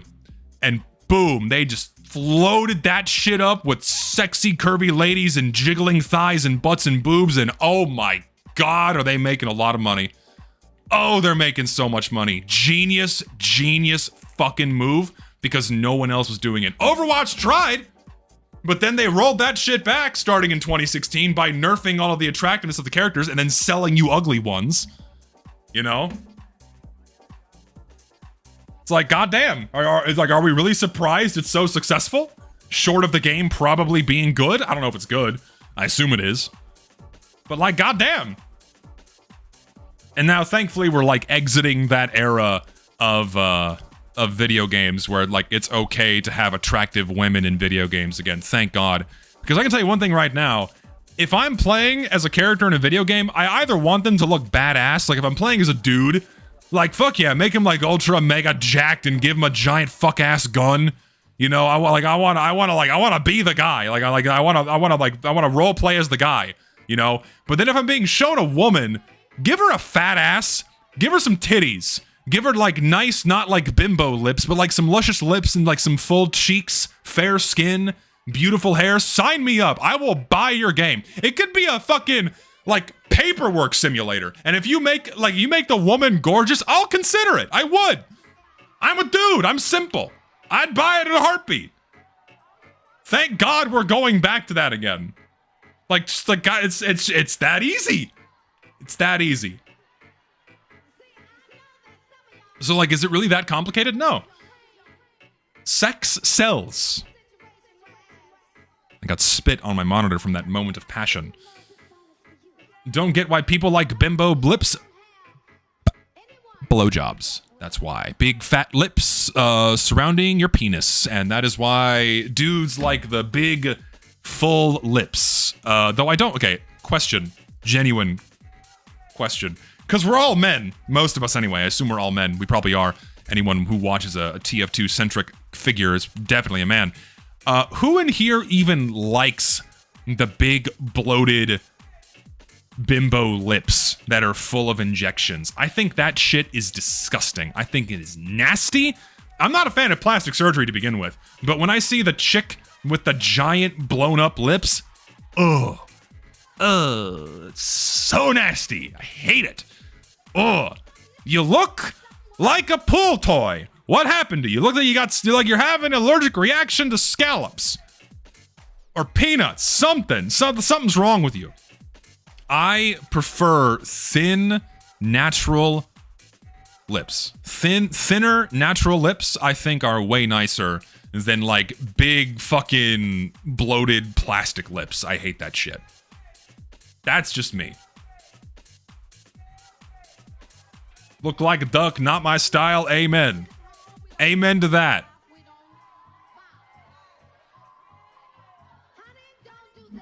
Amen to that. I understand that everyone's got a type. Everyone's got their preferences, but I will absolutely judge you if you like the big fat bimbo lips. Having just mentioned that, have I heard of barely working? What do you mean by barely working? Elaborate. Illuminate me. Expand. What do you mean by barely working?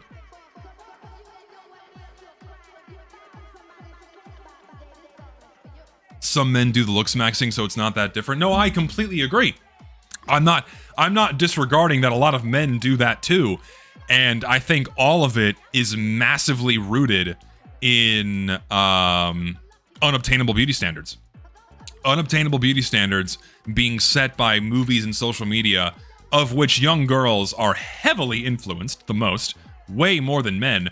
But men now more than ever because, I mean, you know, the subliminal messaging towards men is that they have to be like 6'2", ultra jacked, strong jawline, full head of hair. Otherwise, you're fucked. You're done. No one's gonna love you. You're gonna be a useless man forever if you don't meet those minimum requirements, at least in terms of aesthetic, right?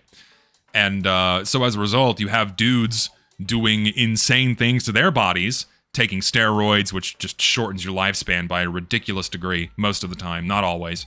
getting their own plastic surgery, yeah, do other insane shit. Like, they have surgeries to make you taller. Like, they break your femurs and they put spacers in there so you get like 2 inches taller. It's not worth it. If you're like 5'5" and you're gonna get to be 5'7", it's not worth making your bones brittle. Stop it. Just be short and just tank that shit. I know I'm speaking from a place of privilege being as tall as I am, but goddamn, don't do that to your body.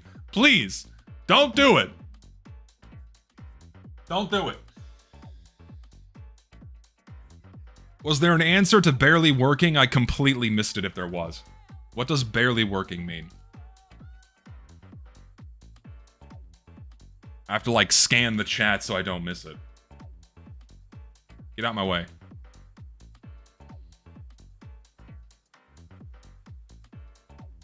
Cybertronian Mobian. What is barely working? Illuminate me. Expand. I have to know what you mean by barely working. Is it a show? A movie? You put it in quotations. I gotta understand. Just find short women? Dude, I have seen... And I know my Twitter feeds feed this shit to me, man. I've seen some massively black-pilling stories. I saw one the other day of this dude who was like super in shape, super fit, mega jacked, and he was like 5'6" or something like that. And he found a shorter girl, and it was like his girlfriend, and then after being with him for a while, she dumped him for a taller guy. Like, oh, it's so sad. Oh, it's so sad.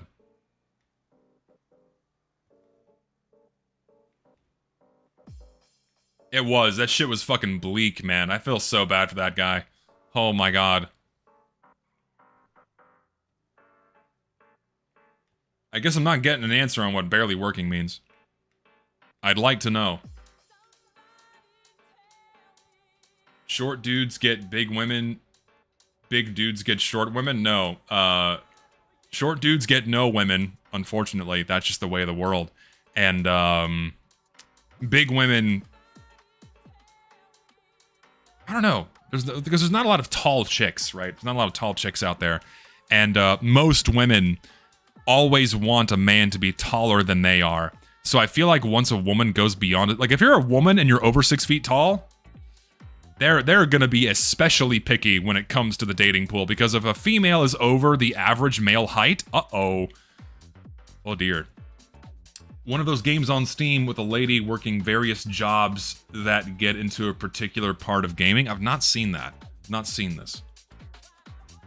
I will look it up later. I'm not familiar with it. Though I feel like I understand what that game is trying to do.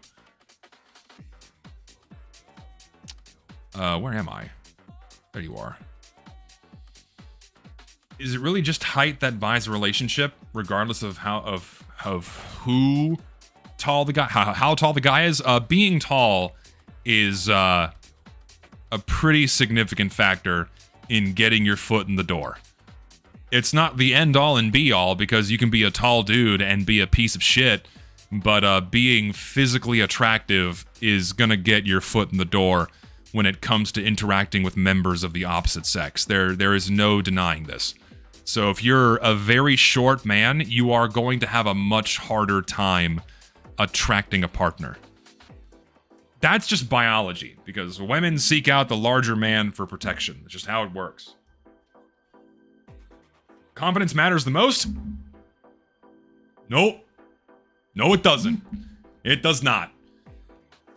Confidence will get you a little bit of a ways, but as soon as someone else steps in with like a similar modicum of confidence and they're taller, you're done. Personality's bigger than height. I have bad news for you. I have very, very bad news for you. I don't want to talk about this. I'm not going to talk about it. It's just it's an endless wall of black pilling, so I don't want to talk about it. But I have bad news for you. No. Personality is infinitely less valuable than physical attractiveness when it comes to getting a member of the opposite sex to acknowledge you. Just saying. It's the way of the world. It's the way of the world. I'm 5'7", I'm cooked. Yeah. I'm sorry. It sucks. You're gonna have, like, I mean, you're gonna have to go like me. You're gonna have to figure out how to be comfortable being alone. You can have your friends, you can have your family, and that gets you a lot of the way through life, but when it comes to having a partner, it's gonna be hard. It's gonna be very, very hard.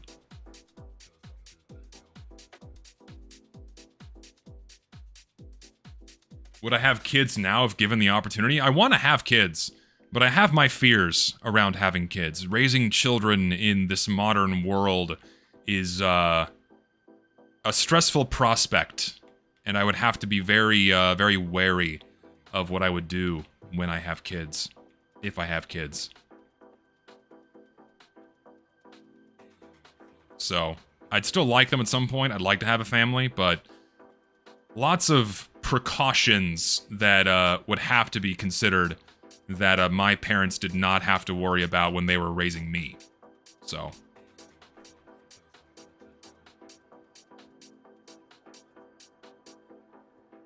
What if I'm gay? You're good. If you're gay, you're good. Like, height does not matter. With gay couples, man, you're good. You're set. You're good. Does not matter. You're fine.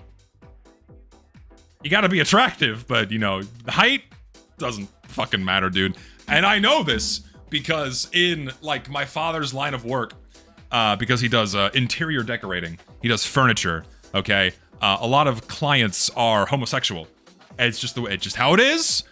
It's just how it is. I'm not explaining why. It's just how it is. When it comes to dudes that are interior decorators and they hire an upholsterer, which my father is, a lot of them are gay. It's just how it works, all right? I don't make the rules. It's how the world works. Okay? A lot of them are gay. A lot of them were in relationships. And I can tell you one thing right now. Height did not matter. Saw lots of dudes that were like 5'2" next to like a gangly, like 7'2" guy. And they were happy as clams. They don't give a shit. So, don't worry about it. Or like two short dudes. Like two ultra short dudes. Like they don't give a fuck. I don't think I can go this way. So if you're gay, you're good. You don't have to worry about height. Okay, I can go this way.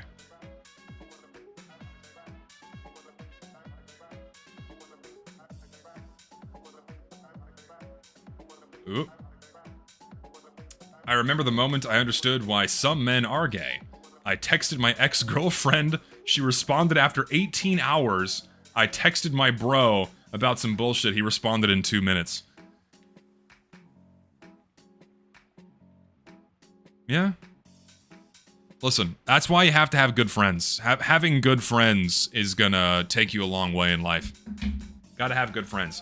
If you can have 1 or 2 good friends, that's more than most people have. Have 1 or 2 good friends, have your best friend, and you're good. Focus on that. Don't focus on what you don't have. Focus on what you do have. Nurture those relationships. Nurture those friendships, because that's what you do have. And be appreciative and thankful for that much. And don't get so doomer black-pilled about what you don't have. Because if you do that, you've already lost.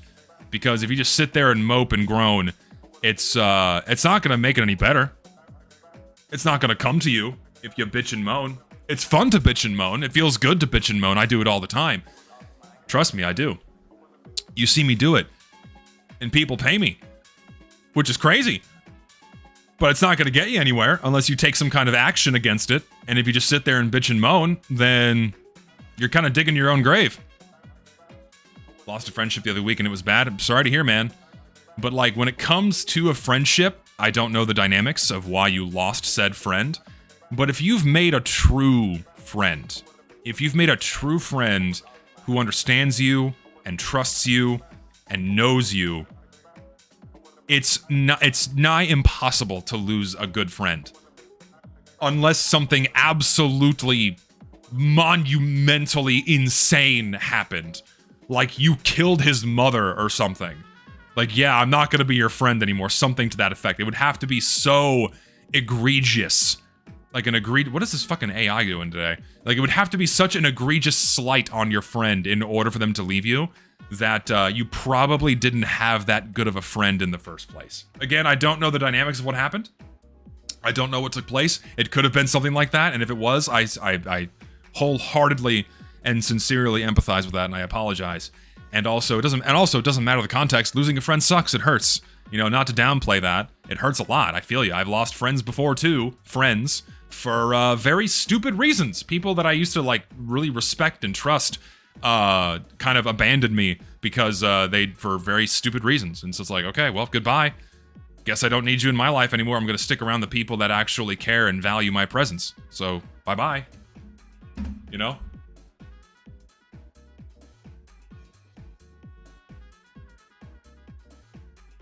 He abandoned ship on his YouTube and spiraled out of control when I said that I couldn't handle it anymore, and he told me to go fuck yourself. Sounds like he's having a rough day. I don't know if I'd call that a friendship over. If you value that friendship, I'd be checking in on this guy. Making sure he's doing alright. Sounds like he's having a rough go. I wouldn't leave it there until you're I wouldn't leave it behind until you're absolutely certain. Online friends are just as valuable as real-life friends, because from my experience, real-life friends eventually online friends eventually become real-life friends. I've done it with, like, 6 different people. I've met people online, I've talked to them online for years, and then I finally get to meet all of them in person, and they're like my best friends. So online friends are just as valuable, don't let anyone tell you otherwise. The inhuman component is incredibly important, don't get me wrong, but that's why you go visit them. You go say hi. Like, if it's actually, like, a true friend you care about, and, like, dude, we have to go hang out, you're gonna find a way to meet them in person. I've done that with all my friends so far, the ones I truly value. So fuck yeah, you know? And there's other people on the list that I still want to meet. The problem is money. It's expensive to travel to the further away places. You know, and I have people in, like, the far reaches of the world I've not yet met. But I'll get my way over there eventually, don't you worry.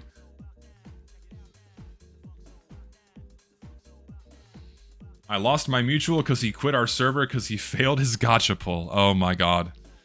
You got the waifu before him? Brother, I don't know what to tell you. He couldn't leave the internet quietly. He had to blame everyone who slighted him. Yeah, it sounds like some issues on his part. I had people do that too, that had a very ceremonious departure from a friend group or the internet in general, and they kind of just took it out on everyone around them, and I could tell they were having a rough go. Reached out and went, hey, you doing all right? What's going on? And they just weren't having any of it. And there's only so much you can do. Like, if the person doesn't want to be helped, you can't do much for them, right? So, if it reaches that point, you have to leave it behind. And that hurts, it sucks. It does. Social anxiety is so fucking ass, I'm so cooked. You just gotta practice. I used to be terrible. I used to be unable to call someone on the phone. Like, when I was 19, I couldn't do a phone call. I was terrified. The only way to get over your social anxiety is just to go outside and do it more.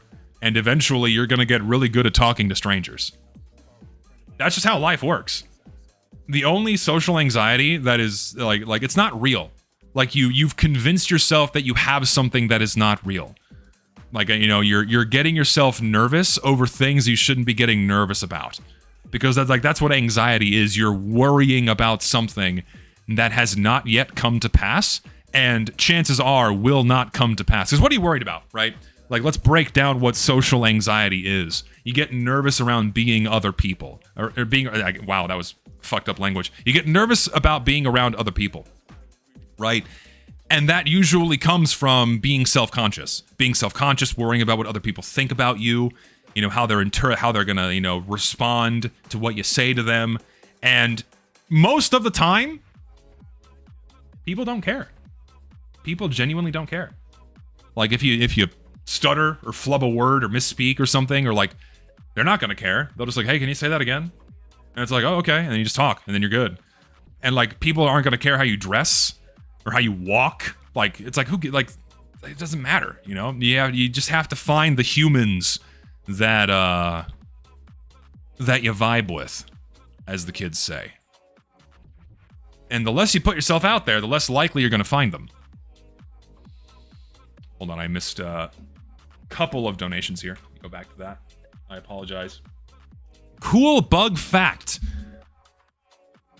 The funny German painter's elite personal guards height standards were 5'8". Modern women's standards are more exclusive than the German military back then. Yeah, I saw that meme where, like, the common dating standard for a lot of women is you must be over 6 feet tall, whereas the height standard for Hitler's personal bodyguard was 5'8".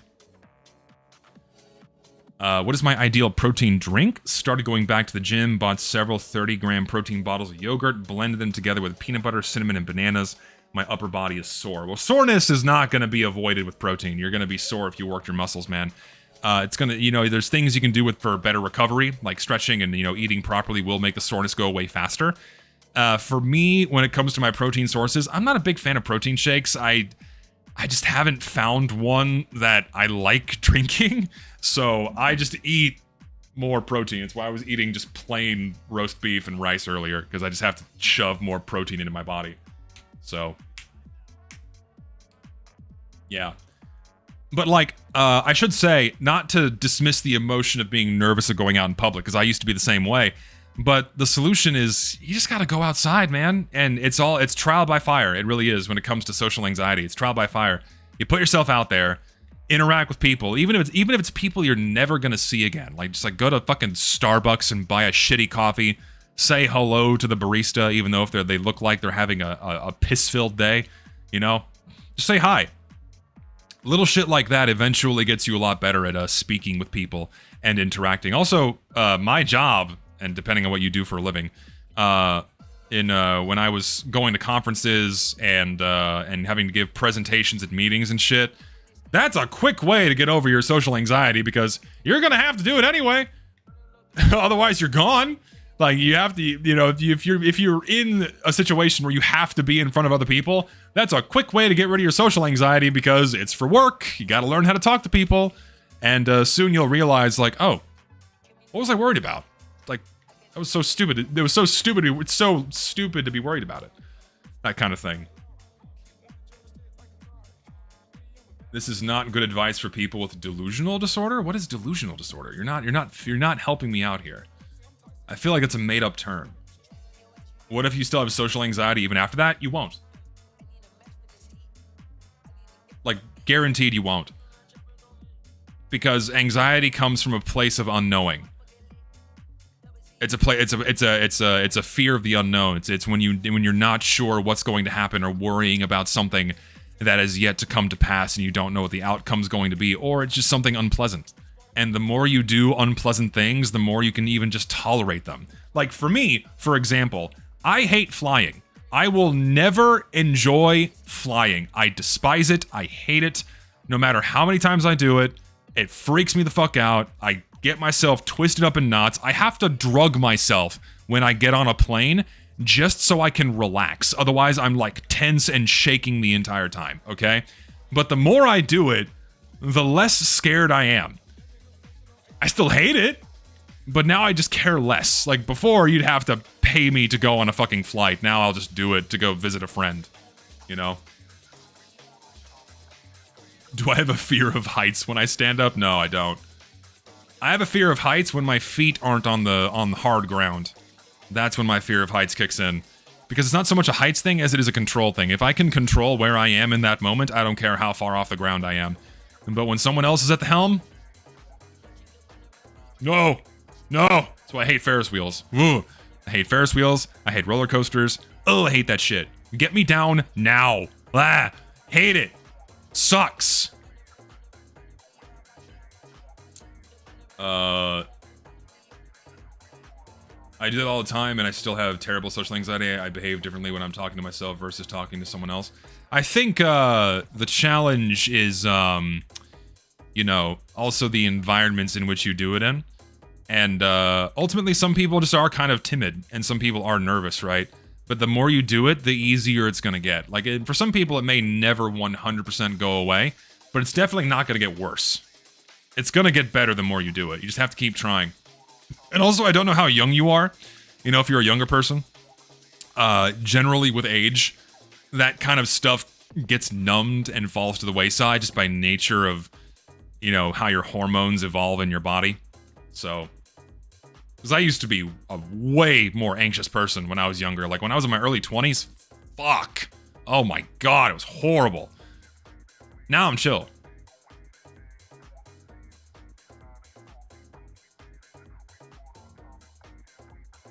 But also true, yeah. No one knows you as well as you know yourself, and you don't need anyone's advice.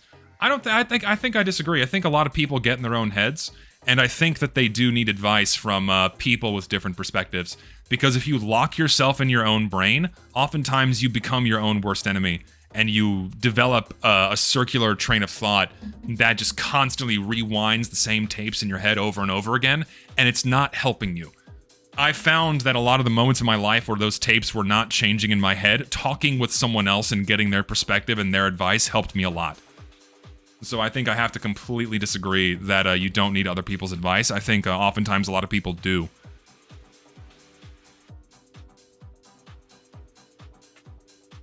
Yeah, people get caught in like a self-feeding negative feedback loop all the time.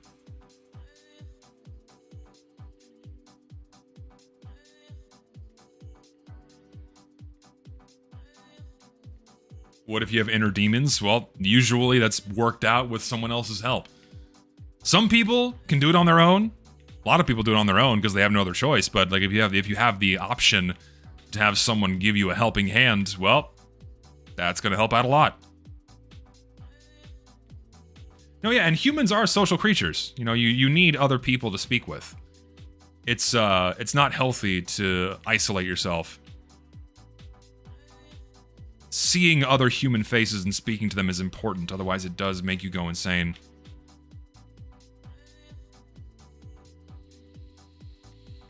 What are you doing? Get the hell out of my way.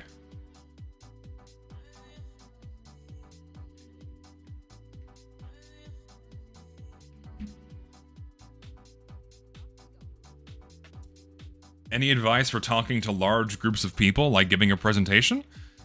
Practice what you are going to say beforehand. Like, I'm assuming this is for a presentation.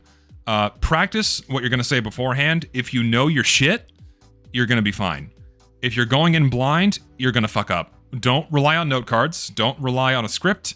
Just, you know, practice what you're going to say, how you're going to say it, a bunch, and you'll be fine. And if you get yourself out of place, having a few notes is fine to keep you on track, but don't rely on them whenever you're going to speak in front of a large group of people, because that will sabotage you. Know your shit before you go in, and you're going to be fine. What's a kind of person I usually avoid? I usually avoid vampires. I do not like vampiric people. People that are always trying to siphon happiness or joy away from me by trying to bring others down around them. I don't like vampiric people. I don't like vindictive people. I don't like passive aggressive people, because that all kind of falls under the category of vampires. These are people that bring you down, and when you surround yourself with people that make you want to kill yourself, you're gonna feel a lot worse. So surround yourself with people that don't do that to you. No, not actual vampires. Yeah, emotional vampires is what I meant. Yeah, emotional vampires is the full proper term.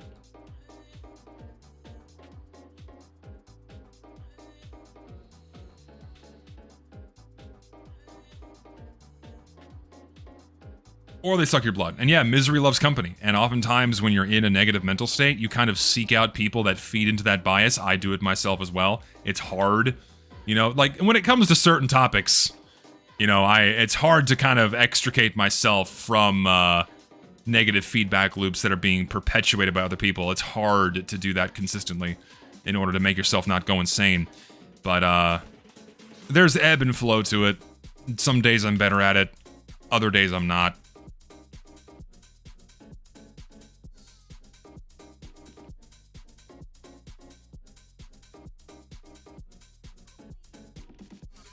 Most often before answering the question how to become, you first need to answer the question how to stop. Yeah, it's because a lot of the time it is like it's a negative thought loop in your head that you have to figure out how to stop. You have to start playing different tapes in your head. Change. Actually, even still, a lot of positive improvement in life comes from doing the thing you don't want to do anyway. It's not just a matter of stopping something, it's a matter of behavioral change, and nothing's gonna change unless you start doing it and eventually make it a habit. Where it just kind of becomes a natural part of your day-to-day life. Even when it comes to thinking. Was on a vacation with my mother and brother, and she made my brother feel bad. Talk with him. Talk to your siblings. Hear what they have to say. Console them. It's unfortunate. I was in a relationship with a vampire, no happiness allowed at all. Yeah, when relationships are very unidirectional, it's not fun. Speaking from experience, without giving too much away. Yeah, it's not fun, kind of having to be the source of a lot of what makes a relationship work. It's not fun. And not just like the basics, right? I'm not just talking about like the stuff the man is expected to do versus the stuff the woman is expected to do. But like a lot of the emotional stuff. When that's one directional, it sucks. It's a fucking drag. Oh, it's a drag. It's exhausting. Stresses me out. It should stress you out in general. It's like, it's awful. Because, you're not getting what you need out of it either. It's not fun. You feel less like a boyfriend and more like a father. Or like caretaker or yeah, that kind of thing. Yeah, that too. I have experiences with that as well with some friends. Not a relationship, but with some friends where it felt like I had to be something of a caretaker. Like I can't baby you, man. That kind of thing. Reciprocation void? Is that a thing? What do I feel like imposter even to myself? Imposter syndrome is very common. I mean, that happens to me all the time, where I feel like I don't deserve to be in the position I'm in. But ultimately, you kind of have to force that thought out of your head by just continuing to do what is rewarding for you and for the people around you. And I think in time you'll find... Of course, my dogs are losing their shit again. In time, I think you'll find that the imposter syndrome will fall away. Because a lot of it's just stuff you've kind of made up in your own head, like you don't deserve, I don't deserve, I don't deserve, I don't deserve. No, you're probably doing alright. And the world's gonna be giving you signs that you're probably doing the right thing, based on the results of your actions. Like, if your job is paying you well, if the people around you are happy with what you're doing, you know, if you're living a decent life, you know, you're probably doing things right. And you don't need to worry about it.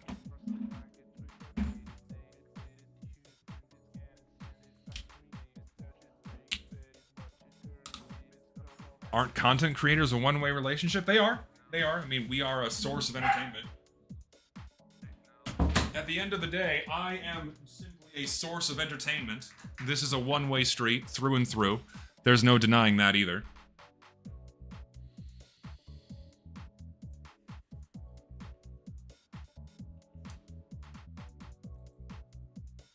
Holy shit, you're far. Why are you so far? People these days just forget to be nice to others. I do the same. I have the gene where I'm very crass because I just don't care what people think of me. And so as a result, I often behave in such a way where I'm not really considering how someone's going to react to what I say. I just say what's on my mind. And then I just kind of deal with the repercussions that follow, which it works out for me sometimes. Sometimes it doesn't. It's just the kind of person I am. And it's not me intentionally being mean to someone. I don't, that's not what I'm trying to do. It's just the kind of person I am. And a lot of people interpret that as me being mean. When no, I'm just saying what's on my mind. And if it comes off as me being a jerk, sorry. It's just how I am.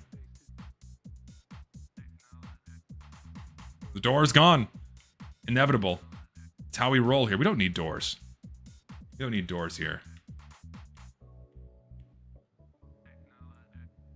What about a relationship with someone who has a mental disability like autism? I have no advice. I got nothing there. I wouldn't even know where to begin. Whoop, come back. Come on in. I had many partners. I remember one being gift demanding and the other being emotionally demanding. The whiplash was insane. Yeah, when I was younger, I thought that the way to attract a partner was just to be an open dam. Just like open the fucking floodgates and just gush a bunch of shit, a bunch of attention, a bunch of gifts, a bunch of everything. Like if you just give, eventually they'll give a little bit of that back. And in my mind, for the longest time, I just thought that's how relationships were supposed to work. And nope. It's not. Super unhealthy. Makes you miserable. So yeah, you got yourself out of a couple of bad spots, it seems.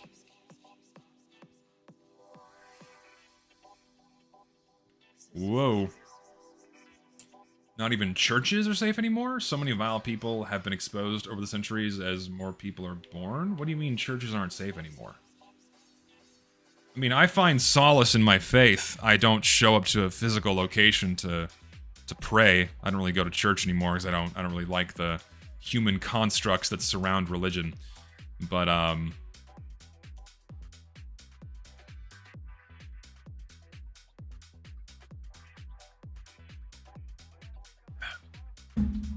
autist here, study up on the condition.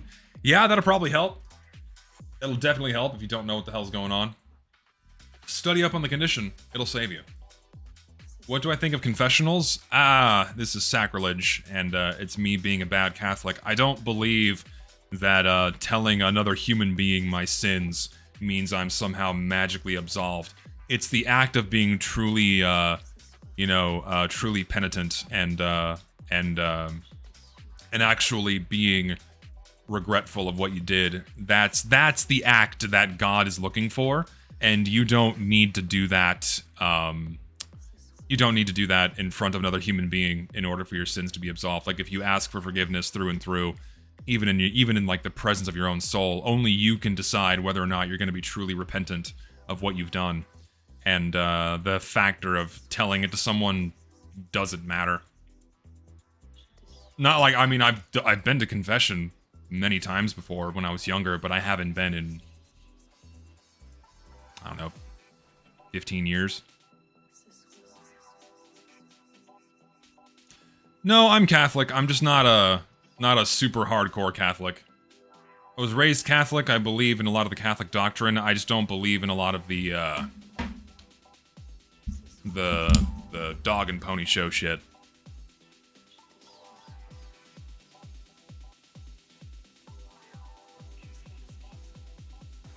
No, I practice religion. I just don't, not all of it. Not every element of it. Some things. I'm selective with what I do and don't do. You know, I pray, go to church on occasion, that kind of thing. Observe certain practices, certain holidays that like non-Catholics otherwise wouldn't do. Hold certain things in higher regard or value over those that are not of the Catholic faith. I do all those things. Just certain elements of, like, the church, the human element, that body. I'm just like, I'm not sold on that.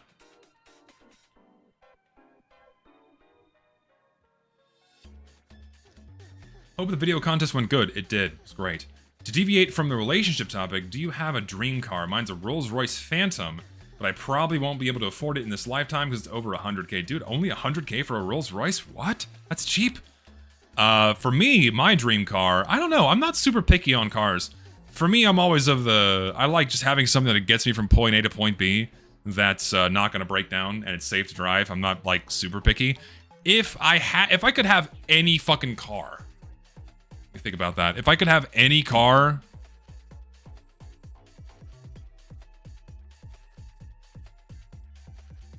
I don't know.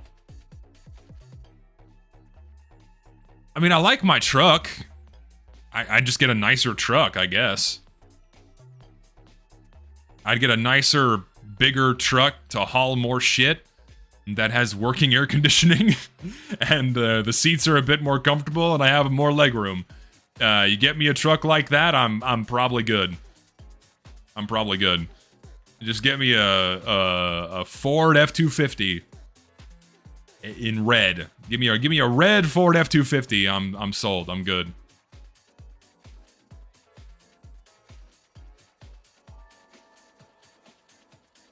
Or orange, yeah. That's what I'll be happy with. I don't know. I never got into being like a big car guy. I know a lot of guys, like, they love their cars and they like, you know, dreaming about what kind of car they want to have and their gearheads, that kind of thing. I think it's cool. I can acknowledge when a car looks cool and there's a lot of work and there's some special factor to it, but I'm not like super gung-ho about like, I have to have this specific kind of car, or I always have to have a new car. Like, oh, if I'm not driving a caddy, then like my life is inferior and it sucks, and you know, I just don't care. Because for me, a car is a tool. It's a utility. It gets me where I need to go, and other than that, I just don't really care. Speaking of legroom, how do I do on flights? I don't. I have to buy exit row seats every time I fly, otherwise I don't fit. It sucks. Yeah, so flying for me is extra expensive because I need to buy legroom. I shouldn't have to do that. It sucks, but oh well. No, yeah, Gary likes his cars, man. Gary likes his cars. I love that he likes his cars. It's why he's a thing is like, I like having friends, and he's like my best friend amongst my other best friends. When they're genuinely passionate about something and they have their interests and they like it and they can obsess over it and talk about it. Like, I don't need to be equally as invested. I just like having infinite things to talk about with my friends. And when they have the things that they enjoy and I have the things that I enjoy and we can equally share them with each other and just be chill and talk about it and have fun, that's like the best thing ever. Because like the kind of people that are a drag to be around are the people that aren't really passionate or interested in anything. Like that's also like going back to that earlier discussion of people I don't like being around. I'm not a big fan of people that aren't passionate about something, that aren't like really, really into something. Like, it could even be like flower pots. You could be obsessed with flower pots, like clay, ceramic, like intricately crafted, painted flower pots. Like if that's your jive, if that's your jam, talk to me all day about it, baby. We have different flavors of autism. Sign me up. That's great shit. Those are the people that I like being around.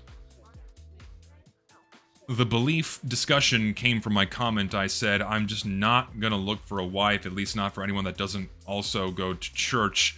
People have become so demonic, it's a waste to get better, pray, be with family. I think you shouldn't immediately cut off your prospects for a partner, just based off of faith or religion alone. I find that even if they aren't practicing, that they're gonna share a lot of similar morals and groundings that you do, even if they don't assign those things to a specific belief system. And you'll find that in time that they're totally fine being around.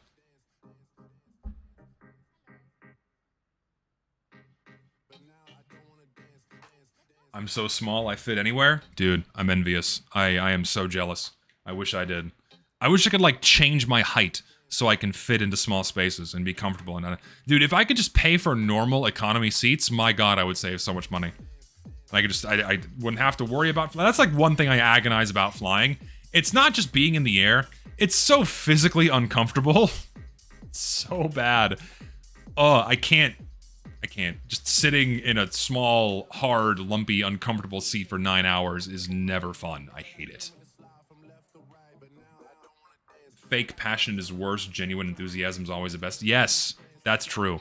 Yeah, people that like are fake interested in putting on airs just to please people. I don't like people like that either. Just get them away from me. I don't like being around disingenuous people. Like, I'd rather be around someone who's genuine and is a fucking dick and just a massive fucking prick, but at least I know who you are. Like, I know what to expect from you. Like, I know that's really who you are. I'd take that over someone that puts on airs and pretends to be something they're not. Because those are the people that are not going to bring good things into your life. Those are the ones that are going to cause the damage. You know? I know people always bitch at me when I have streams like this where I get, like, rambly. I know I'm not saying anything eye-opening or monumentally philosophical here. But, like, it's just the shit that I believe and think of. And believe in. Stop hanging out with a lot of people from high school because they would fake who they are. Yeah, and a lot of people do that for validation because they're not confident in themselves. And they seek affirmation from those around them instead of being able to find that for themselves. And that's a big challenge a lot of young people have in life, is they're not confident enough in themselves, so they start behaving in such a way where they can get affirmation from those around them. And it's a very empty way to live your life. It's an empty way to live your life. It's not a good way to make friends because you're not actually befriending them for who you are, so those relationships are just not going to last. So, be more confident in yourself, even if it means you're not popular, because you'll be happy with yourself at the end of the day, and at the end of the day, everything can be taken away from you except yourself. And if you're not happy with who you are, not a good place to be.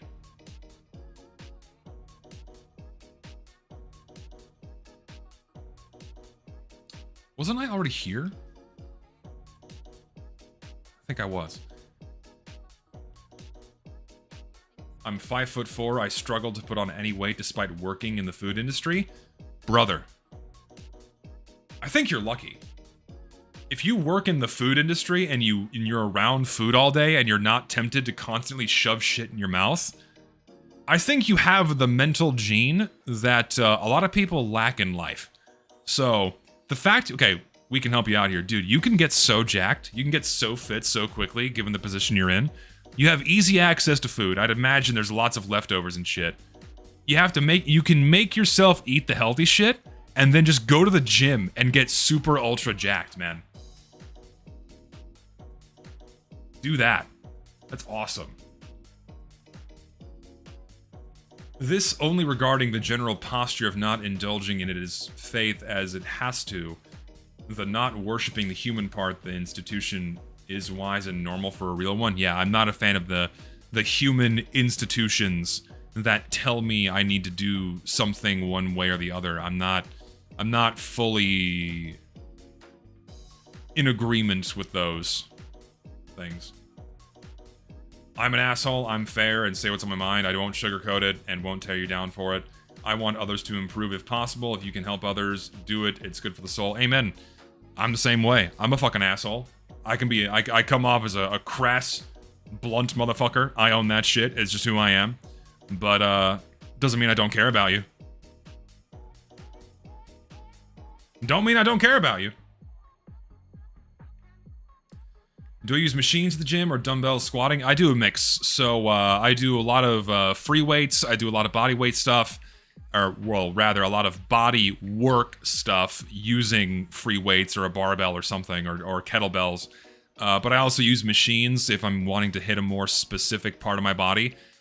Given my height, it's pretty difficult for me to do work for my back without risk of injury. So I rely on a lot of machines to work out my lower back without risk of fucking it up. Oh, we have a bit of a fender bender here. So, but other parts of my body, like my arms and chest and whatnot, I can do free weights, barbell, no problem. Machines are good for when I want to spice things up, like if I get bored. I'll use a machine, like a pec fly machine, something like that, pec deck machine. And more targeted leg, lower body exercises. A lot of machines are good for that too. But I just do a mix. Keep it fresh.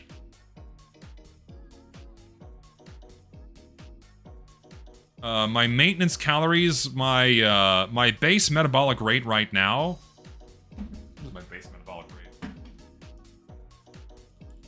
I have paper. Where is it? Where did that go? My base metabolic rate's like 2,400 calories right now, something like that. Echoes here, by the way. Yeah, my base metabolic rate's like 2,400 calories-ish. So, and I eat about 3,000, 3,300 a day, depending on how hungry I am. I don't really count. I just keep track of what I eat. You know, like rough volume-wise. I kind of just trust the hunger factor. Like, if I'm hungry, okay, I'll get more protein. Or if I'm not hungry, I just don't eat. Never thought squat exercises would be this hard. Dude, squats are brutal because it's a compound exercise. You're working a lot of different parts of your body. You're working your glutes, your quads, hamstrings a little bit for stability, but also your back too, and core for stability as well. Squats are one of the best exercises you can do to make your lower body stronger. Squats are great.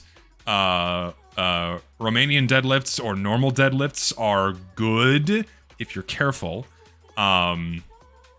Yeah, squats are one of the best things you can do.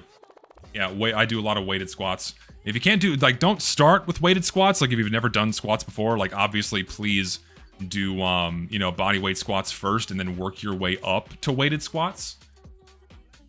So, dude, I don't hate squats. I hate fucking lunges. I hate lunges so much. I hate split squats, split lunges, all that. I hate them so much. They hurt every time I do them. They fucking suck. But I do them anyway. Hate them. Blah. Nah, burpees are fine. Anything that gets my heart rate going, I'm sold on. But any kind of split stance squats are fucking awful. Hey, or lunges, awful. Hate it. Sucks. Don't want to do them. Not a fan. Used to be pretty big, but now I'm really skinny. I think it's pretty common to go from fat to skinny as hell. Yes, it is. People yo-yo with weight all the time, but I think it's a more common trend for fat people to kind of get slim. Like, fat people kind of stay fat often, and sometimes skinny people get fat, but usually if you're super skinny, you're not a big eater, and you don't like to eat, like, volume-wise. And you're not really gonna change your behavior to, like, balloon and get fat. Fat people are fat because they like eating. You know, that's like the big thing. And so if you, like, train yourself to not eat so much, you increase your exercise, which a lot of people tend to do because they're for health reasons, then you slim down. Usually fat people usually stay fat and skinny people usually stay skinny, but more often than not, fat people become skinny because they don't want to die at 50. So. Wait, what am I doing? Huh? What? Why'd I click here? Autopilot.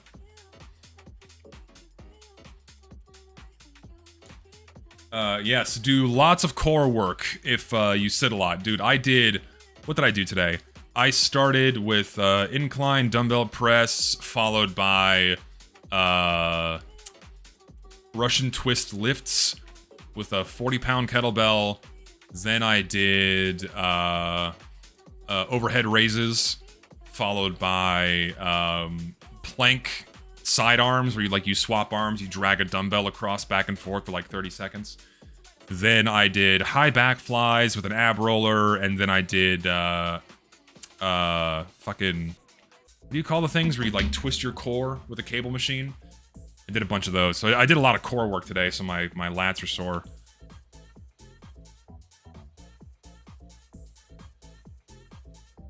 My abs never get sore, it's my lats that get sore whenever I do core work.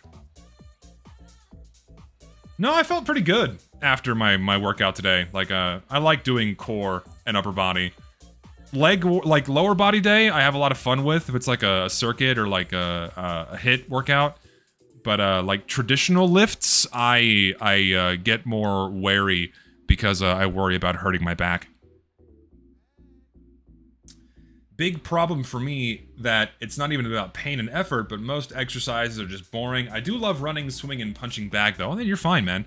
Like if you're doing running and you're doing like punching and swimming, that's good. I mean, but you have to supplement that a little bit. Like you don't need to get ultra jacked. Like I'm not saying you have to get ultra jacked to be healthy, you know, but just doing some bare minimum maintenance stuff.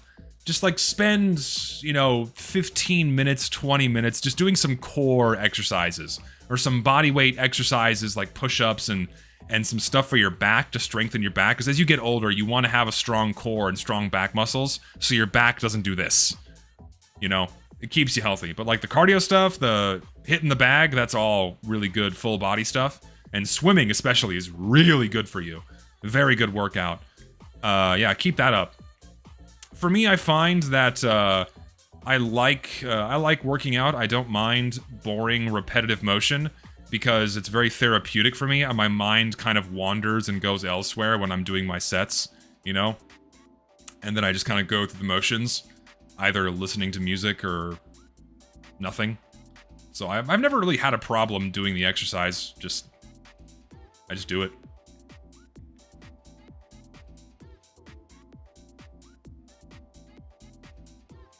If you don't eat for 12 to 16 hours, having an earlier dinner and going to bed without eating, you will lose physical size, aka body fat.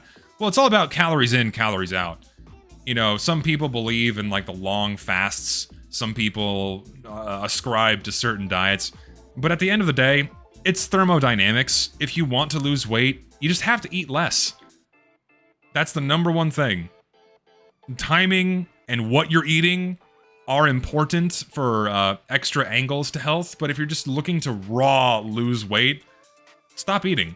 Just eat less, and the weight's gonna fall off. Exercise is good, because ideally, while you have those extra pounds on you, they can be converted into fuel, so you build up some muscle. But fat people that want to lose weight, just cut the calories. It's not that hard. It's not like rocket science. You just have to eat less. All you gotta do. A YouTuber I watch lost 35 pounds only eating Panda Express Greek yogurt and protein shakes. Yeah, what you're eating matters less, it's just the amount. Like, you could eat McDonald's every day. You could eat McDonald's every day, but if you're only eating 1,200 calories of McDonald's a day, you're gonna lose weight. You lose weight with food, not exercise. Weight loss is 80% diet, 90% diet, and the rest is calorie burning. Ideally, what you're doing is as you lose weight, you're building more muscle, so your base metabolic rate also goes up, so you're burning more calories while doing nothing, which keeps you thin. But, yeah, thermodynamics, baby. That's all it is. It's that simple. Yeah, eat less and eat better. Yeah, of course, eat better. Like, if you're wanting to lose weight, eat less, but also eat clean food. Don't do the processed shit. It's not good for you. But weight loss is a marathon, not a sprint. And so if you're wanting to get started, you don't have to change much about what you're eating. Just eat less of it.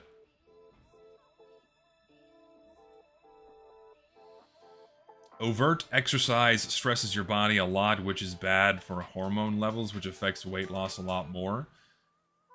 Over-exercising, you mean? I think you meant over-exercising. Yeah, over-exercising is not good for you, no. You cannot outrun a bad diet. Best piece of advice that was ever given to me, you cannot outrun a bad diet.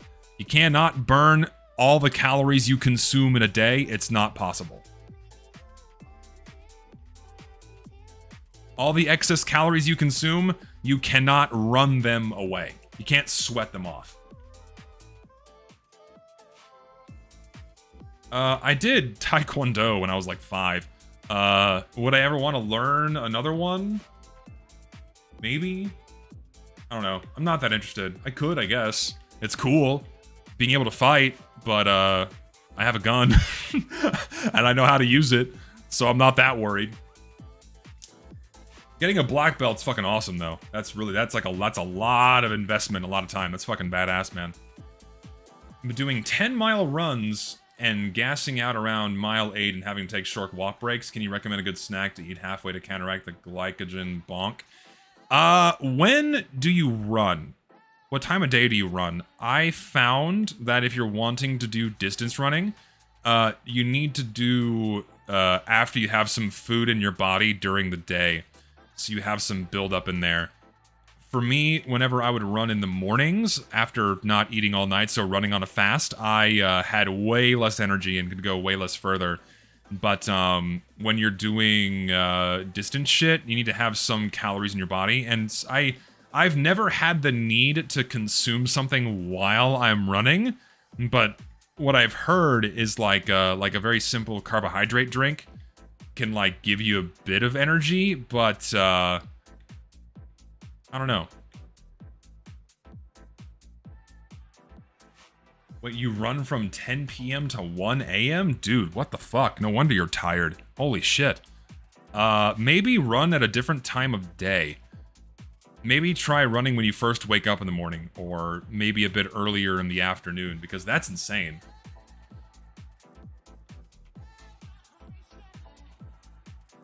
Empty stomach runs fuck me up internally? No, I never had issues. I still run in the morning 3 times a week. I'm fine. When you're overweight, then you probably shouldn't start with running. No, don't. Bad for your knees. Get cardio, but running is probably not the best way to start. If you're super overweight, yeah, don't run. But if you're just like 10, 20 pounds overweight, you can run. It's not a big deal. You get good shoes, you'll be fine. And mind your form when you run, it's not going to hurt you. But if you're like 50 pounds overweight, 60 pounds overweight, or more, probably entering territory where you shouldn't be doing high impact exercises to get your cardio. But already, if you're that heavy, you're not going to have to do much to get your heart rate up. So you can do very simple, like even on an elliptical or walking on a fast-paced walk on an incline treadmill is gonna do a lot of help for you. Also, cycling. Cycling's good too. Get on a cycling machine. Super low impact. You're not striking the ground. You're not heel striking or striking the ground with your feet in general and hurting your knees that way. Yes. Also good.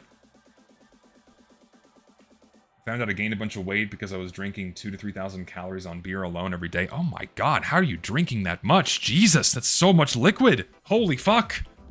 Yeah. That goes back to a point I've made on my streams before. A lot of people drink the calories and they're not even paying attention. People that drink sodas and juices and alcohol, they consume a lot of extra calories without really thinking about it because they're drinking it and they're not chewing on it.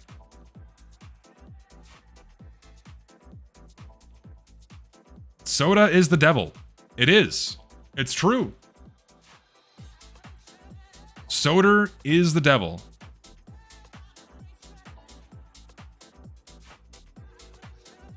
Hello, person.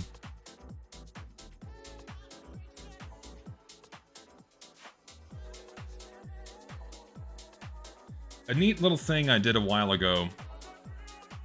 I was my state's regional sparring champion for my weight class. That's cool, man. That's sick. Yeah, drinking calories can get really bad. Yeah, a lot of people drink soda. A lot of people drink juices.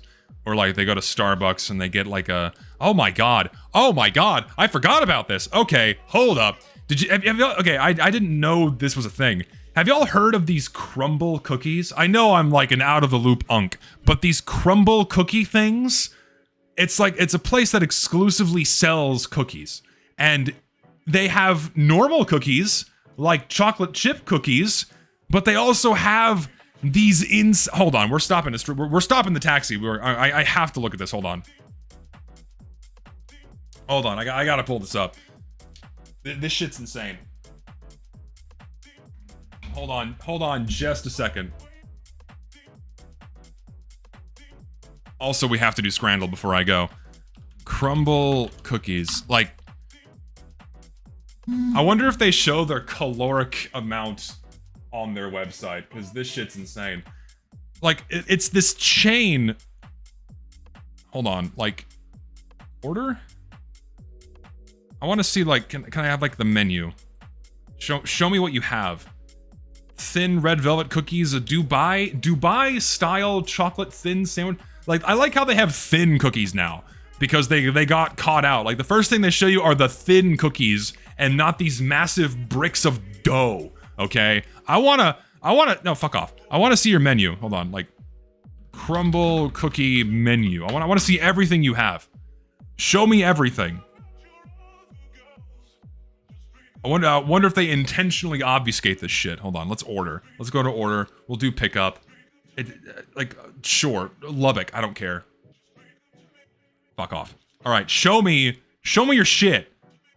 This too. This is even more insane. They have dirty sodas. They have dirty sodas. You know what this is? This is soda mixed with whipping cream, heavy cream. It's sugar on sugar. This is insane.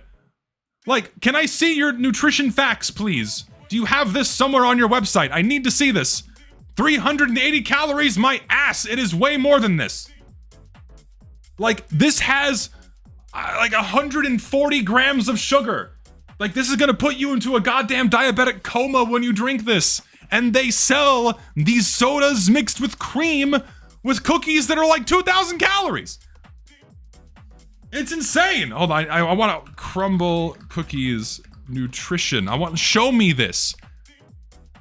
Here we go. Here we go. This is what I'm. Here, give me the large, all products. Fuck it. Like, they have some shit. This is a 630 calorie cookie. 58 grams of sugar is nuts. Show me more. You have worse things than this. Crumble Canada. There you go. There's more here. That's what I want to see. This is 800 calories for a cookie. Huh? Fucking this is the thin one.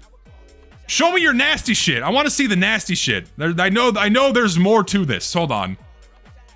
Like, I want to see the wild shit. Like, here we go. A mallow sandwich r/crumble cookies. Here we go. We have a Reddit page for this shit. 1,000 calories for a cookie. What are we doing? And you know people go and order these things and they eat the whole thing at once. It's like a meal. 2 meals. And then they buy a dirty soda. This shit has 68 grams of sugar. What are we doing? Huh? My God. And then they have a dirty soda to go with it. They have like 2,000 calories and then people probably have multiple cookies. I'm glad they have a Reddit for this. Show me what else you got here. Like, huh? This is what they got going on the crumble cookie Reddit. We're looking for swastikas in sprinkles? What? Why? What are we doing? I'm scared. Why is this what their consensus 23 days ago? Huh? This is retarded. What are we doing? What are we? Okay, maybe a little bit. It's okay.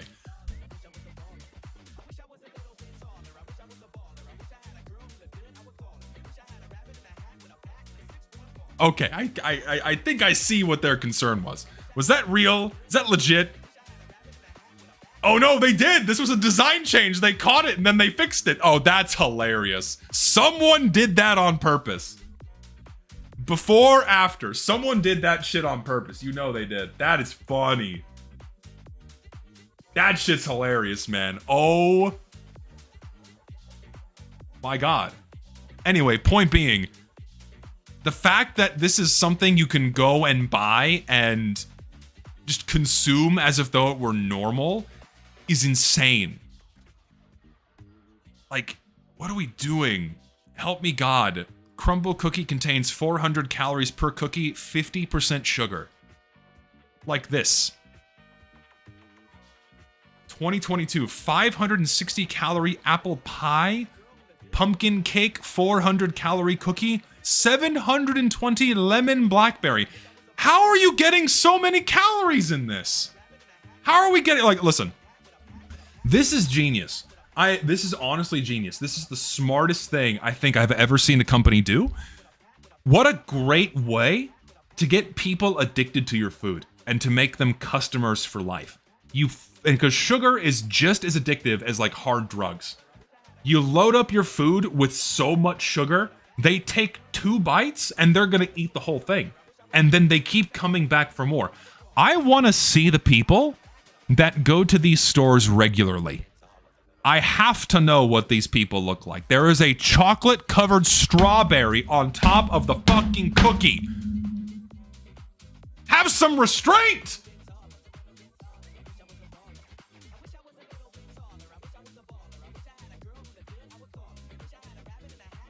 European cookies probably taste like bread for y'all Americans' palates. Dude, I'm glad I don't eat this shit anymore. Because this is deadly. This is diabolical. This would stun a yak with how much sugar there is. All right, we gotta do Scrandle. We gotta do the daily. We gotta do the daily Scrandle. Remember, the bonus round, don't forget, we are voting for the one that looks better for future Scrandle challenges. I think the chorizo sandwich is the clear winner here. That looks so much better. It's not even this fucking chicken curry and rice looks like shit. Human feces. This, delectable. I'll take it. Okay, now we're in the running here. We have meatballs, chips, peas, and gravy versus chicken shawarma. $18! What the fuck? That's insane! 18 pounds! Look how small it is! Are you crazy? This is $5 for the same amount of food! What? And it gets the... There's no way! There's no way people voted for that one. $20! What do...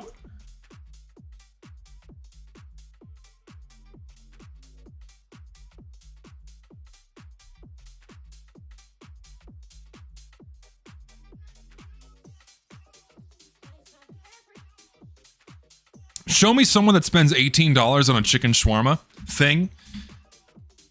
I'll show you a fool. I'll show you a fool. I'll show you a Neanderthal. All manner of words insulting their intelligence because that's nuts. What are we doing? Help me God. Anyway, burger or beer bat? Burger looks like shit. The beer for $12, man. Okay, all right, yeah, beer's the winner. Because that burger was sad. Okay, pork. Oh, it's not even a contest, dude. This is not even a contest, dude. This is like some David and okay, not David and Goliath. This is like fucking Mike Tyson against a toddler. Mike Tyson against an asthmatic toddler. What are we doing? Obviously, the pork is and it's cheaper than just the French fries. It's not even a contest. Not even close, man. Holy shit. Ooh, that fish and chips looks really good, and it's free with hospitality ticket versus something with mushy peas.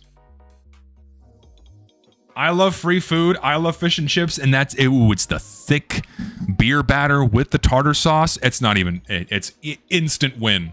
Instant.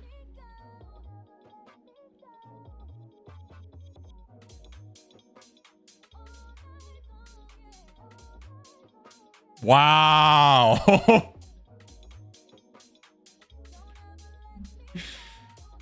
Wow. Well, they're free if you want to steal them from King Frederick II, or chicken fried with mentaiko mayonnaise from Osaka for $5. I'm thinking the fried chicken wins, but this is probably going to be the winner because of the meme factor. Watch. Okay, good, it's not. I was gonna say. It'd be hilarious if it was. Chicken curry and chips. Look at the size of the potatoes versus the pieces of chicken. Pot meat rectangular pizza. It's only $2. This is more vibrant and colorful looking. This looks sickly, but at the same time, I think it might be the pizza. This is not a flattering angle for the pizza.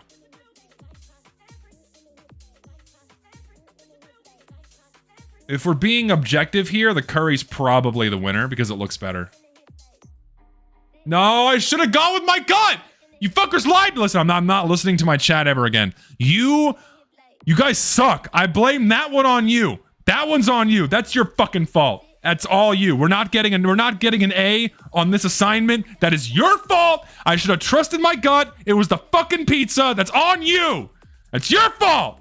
Fuckers. Chicken skewers. Yes. Easy. Bro.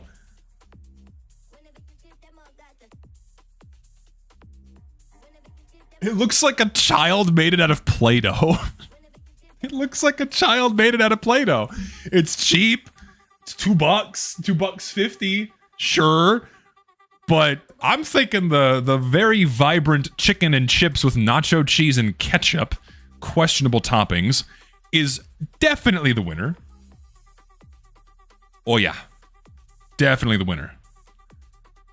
Popcorn or foot-long hot dog with peppers, onions, and a Blue Moon tall boy, 20 pounds. Oh, they are overcharging the shit out of this, but it's definitely a lot better than that. $20. It's a big dog, and you get a tall boy, but I'm not paying that. Nuh-uh. But also, $5 for shitty popcorn.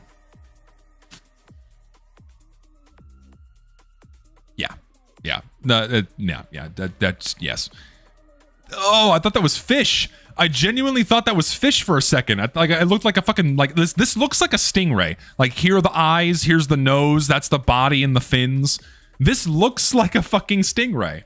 But no, it's a pie, mash, and liquor. Don't know where the liquor is, versus a hot dog and cheese pierogi.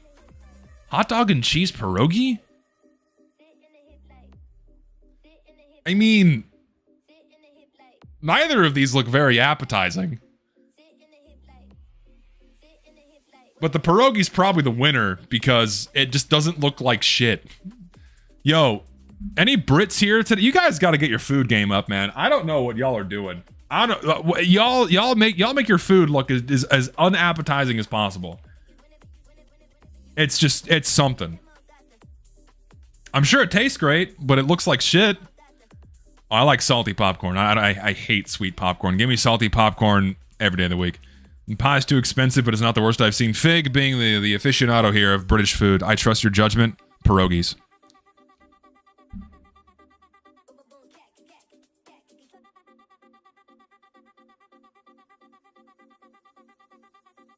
Both were so low rated. Both were so low rated, and somehow the fucking shitty pie. Fig, I'm coming for you. You're done, kiddo. I'm showing up at your house tonight. Okay, buddy? I'm showing up at your house tonight for that one.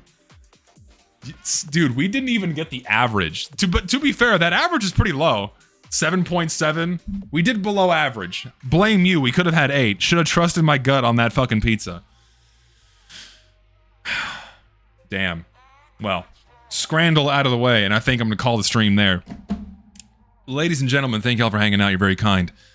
Friday, Fallout. Saturday, loadout review stream. But for this loadout review stream, your goal is to make me laugh. Send me cursed loadouts, impossible loadouts, just make me laugh. Get as creative as possible, go fucking crazy. That's what I want you to do for that loadout stream on Saturday. It's gonna be a good time. Go berserk. I'll remind everyone inside of the Discord later on. But yes, thank you all for hanging out. Thank you for listening to my endless, incessant dog shit rambling for 3 hours. Almost 3 hours. Thank you all for your lovely donations. You're all very kind and generous people. I cannot thank you enough. I am doing my best to make something that resembles a good shortstop video. Is it going to be out this next month? I don't know, because I'm going overseas to Hungary for a month. So it might be after that, because I'd rather make a good video instead of rush something out that sucks. So be patient. I appreciate that. And yeah, when it's done, it's done. I'll see y'all later.